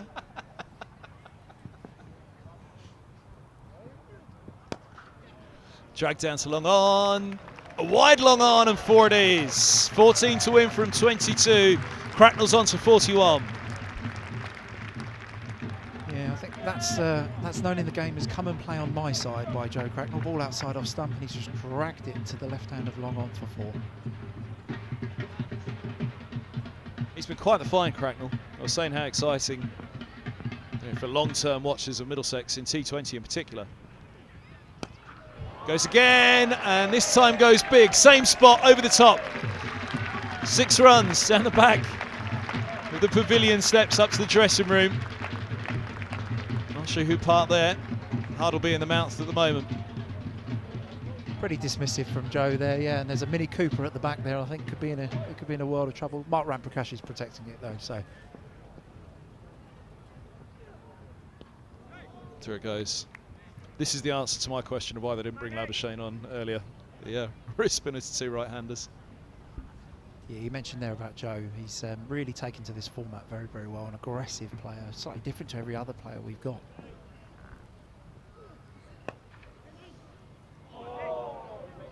Oh, bats up nastily on Carlson.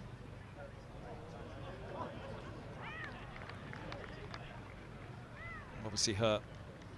Cracknell even goes to ask if he's okay. Let's have a look, see if we can pick it up on this replay. Oh, just spat up. Just spat up off his forearms, just into the face it looked like. He looks okay. Oh, it's gone! Labuschagne strikes, last ball of the over. Cracknell's gone for 47. 11 off the over, but the wicket crucially of Cracknell as well. 161 for 5 Middlesex. Yeah, Joe just looking to finish the over in a similar vein, really. Drag Labuschagne's balls from outside off stump just into the shorter leg side boundary. This time a slight bottom edge there, dragged it back onto the stumps. And as we were saying, Labuschagne's got a habit of making things happen with the ball. Unfortunately for Glamorgan, perhaps needed that at the start of the over rather than at the end. But a fantastic innings there from Joe. 47 runs. And I think in old club cricket parlance, that would be called jug avoidance, I believe. Brilliant innings from Cracknell. Fabulous from him. Really lit up the grounds. Here's another man that can do so as well. Chris Green coming out. That's 7. A couple of big shots and a big end the other evening against Gloucestershire for Middlesex. 18 off that last over. I think 14 off the penultimate. Yeah, Chris Green, a great addition to our group. Obviously does a very good job with the ball and bowls some of the dirty overs, you would say. Bowls at the start, sometimes at the death as well, when it's pretty unrelenting for a spinner, but does a wonderful job and is a very good fielder and very skilled with the bat here. So nice guy to have in at number 7, just to help see us over the line. Andrew Wilmot says, I'm impressed with just how far Cracknell gets the ball with what looks like a relatively effortless swing. Not a massive guy either. He's quite stocky around the shoulders though, isn't he? Yeah, sturdy. I would describe the Crackers as, yeah, strong. Yeah, pretty powerful guy, as I said. Not the tallest and not the longest levers. You can see the point that's definitely being made there. But yeah, he's a clean striker of a cricket ball.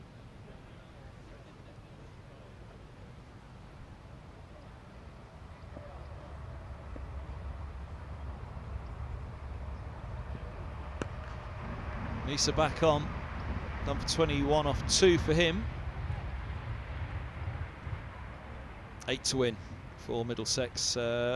Quick tweet to read out as well. Jed Lad on Twitter says, Daisy and I enjoying the stream and chat. Middlesex look like a team transformed this year in all departments and formats.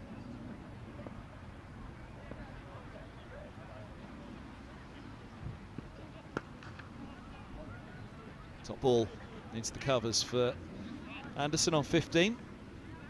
They do look like they're very at ease with themselves and with the job in hand this year, Middlesex. Yeah, I think, as I said earlier on, you know, there's a number of players who are in decent form all at the same time, so it's not the same person winning us games, and a bit of momentum is a good thing in this format. Straight away, that's deep backwards square. I'll take 2. And big credit here to Richard Johnson, who is keen to develop the younger players and give them opportunities. You know, he's never been frightened to pick some of the younger players, and that's really showing here with the performances of Holman, of Wal Alawita, Anderson. We saw Max Holden earlier on in great form as well. Anderson, one hand off, didn't get hold of it, gets it straight down the ground though. That might do for him. Oh, nearly a nasty collision. Is it a wonderful catch? No, it's got through, I think, has it? No, he has gone. They've taken the catch down there, just slipped out of side of the screen, out of the camera and out of our sight as well at Salters Field. This one will give us a better look. Anderson, one hand off. I thought he might have been saved. Oh, that's fantastic. What a catch that is.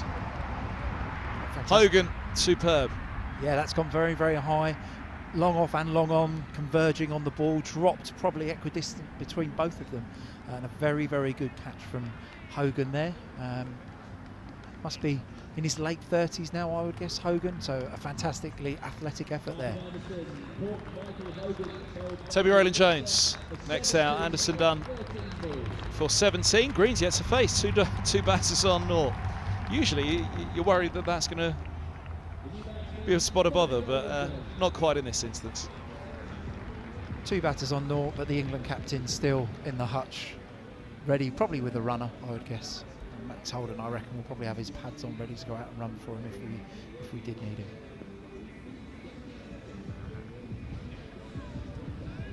Matt Miller, when was the last time Middlesex were unbeaten going into June? I don't think I'm going to be able to look up that stat with 6 to win.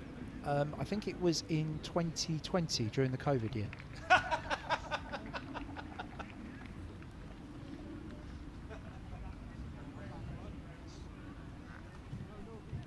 How much of a pay rise are you looking for from Mr. Cornish?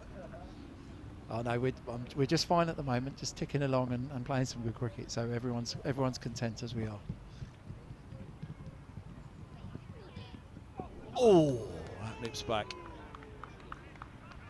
Not the worst place of all. Wasn't far away.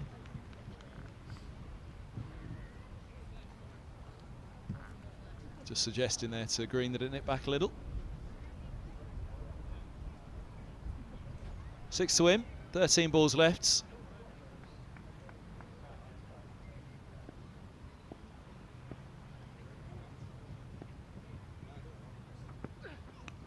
Oh, big swing. Thick inside edge. Might just run away this one. Let's see. No, pulled up inside the rope. They've taken 2. End of the 18th. Rowland-Jones off the mark. Second ball with a couple. Green will have strike yet to face. 165 for 6. Middlesex need just 4 to win with 12 balls remaining here. Fine performance from them. I think I can safely say now. No, I'm not going to say it until the end of the innings. Don't want to jinx it. Shake of the head from the other commentary, from the other end. No commentator's curse at this stage just yet. In all seriousness, I don't actually know the answer when the last time Middlesex were unbeaten going into June. I mean, I guess it used to be a lot of early season one-day cricket play with a Benson and Hedges, so I guess it would be relatively rare. Just trying to think, 2016, the title, April and May.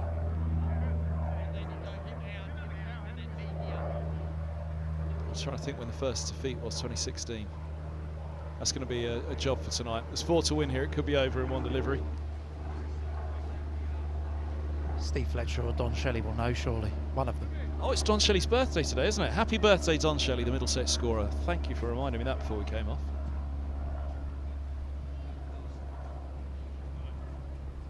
His last year as scorer of Middlesex, 18 seasons, 18 years he's done. We started the same year, would you believe, Don Shelley and I? Neither of you look a day older. Here's Hogan. Low full toss, in between one, in between the other. He's got a hand to it though. It'll just be a couple, won't be the winning runs. 2 to win for Middlesex. Very good piece of fielding that, just to keep Glamorgan in the game there at mid-off. Big left hand, just to take the sting out of the ball and restrict Middlesex to 2 runs. 2 to win. Chris Green on strike.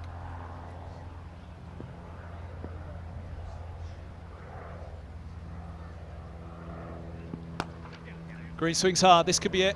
No, just a single they'll settle on. Scores a level here at Radlett. 1 to win, 10 balls remaining. Middlesex heading to a 3rd victory to start the group stage. Go on, Kev, I'll give you permission to say it. Last time Middlesex won the first 3 matches in the group stage, 2008, the year that Middlesex won the 2020 Cup as it was then.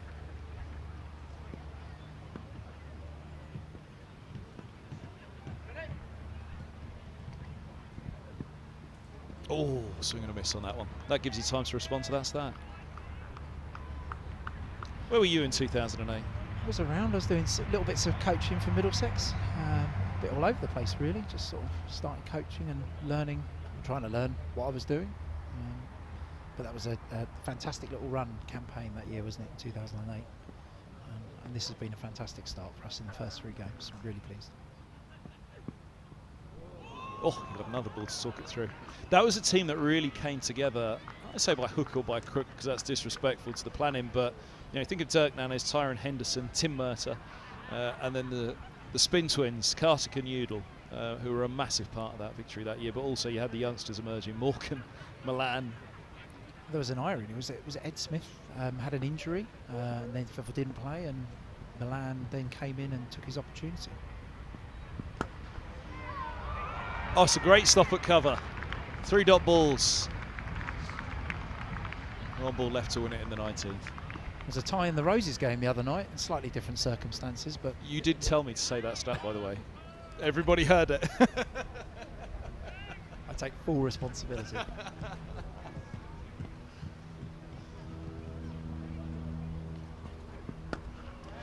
There it goes, 4 to win it for Roland Jones. Through points, 172 for 6. Middlesex finish on a 4-wicket victory, a 3rd win from 3. The first time Middlesex have done it since 2008 when they won the competition.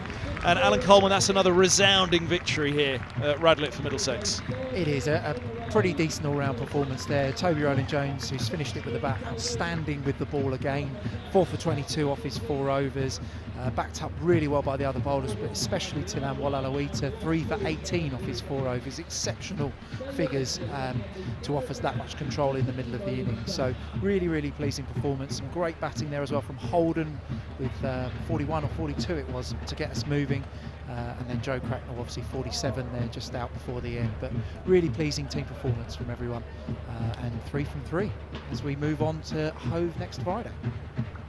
What's been the key to it this year? I mentioned 2008, a team came together, it seems, who had had a reasonable T20 the few years prior to that, but they were the outsiders still on finals day. That team just seemed to come together. This year, I said at the start when we sat down earlier on, it feels like it's almost a coming together or a coming of age, sorry, of the young players this year.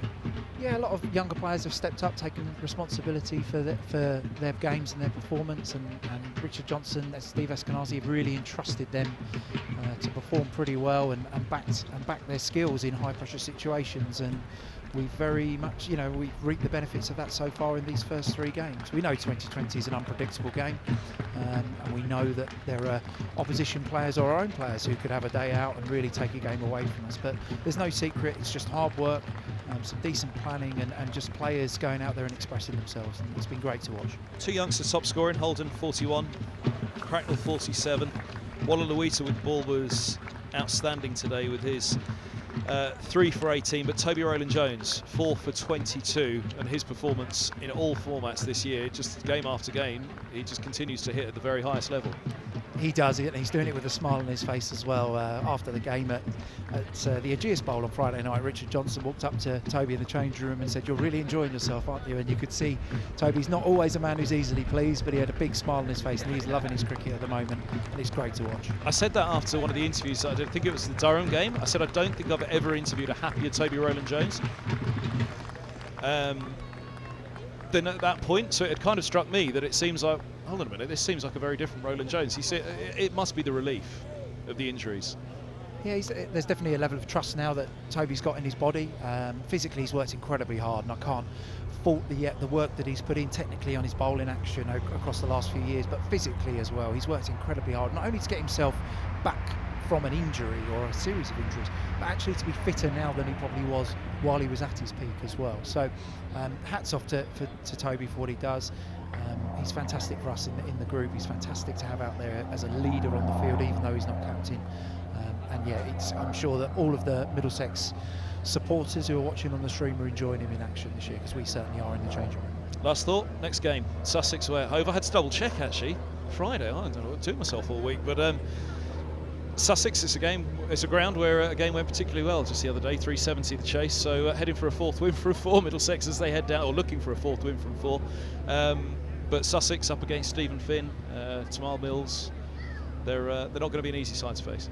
Not at all, and especially in this format. They are well designed and well prepped for T20 cricket. Lots of specialists who play in this format. Luke Wright, Ravi Bopara, people that they just bring in to play T20. So they're one of the stronger sides in our group without a doubt. It's always a good wicket down there. It's always a great occasion on a Friday night down at Hove under lights. So we'll see what comes. Not too many predictions from me in that sense, but I think you'll see a Middlesex team that will go out there with a smile on their face and work incredibly hard. And if they do that, then we throw ourselves in with a chance. That's brilliant. I'll let you go. Thanks for your time. I'm sure you want to go next door. We'll say goodbye on the stream. Incredible victory for Middlesex here at Radlett. They've wrapped up 3 from 3.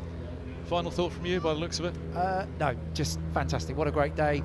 Great community festival going on with the drummers, the dancers. I think everyone's had a good day. Pretty packed house here as well, so glad that we were able to put on a decent show. Congratulations today. Good luck at Hove. And from us here at Radlett, thanks for joining us on the live enhanced stream from Middlesex.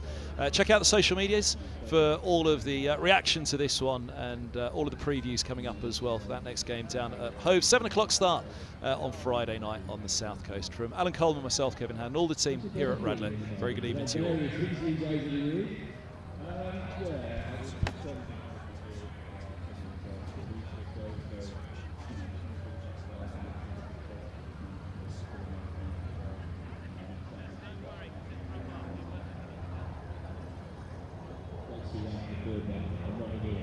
What was the plan with the background? Are you just trying to make it interesting that they've got balls in the end?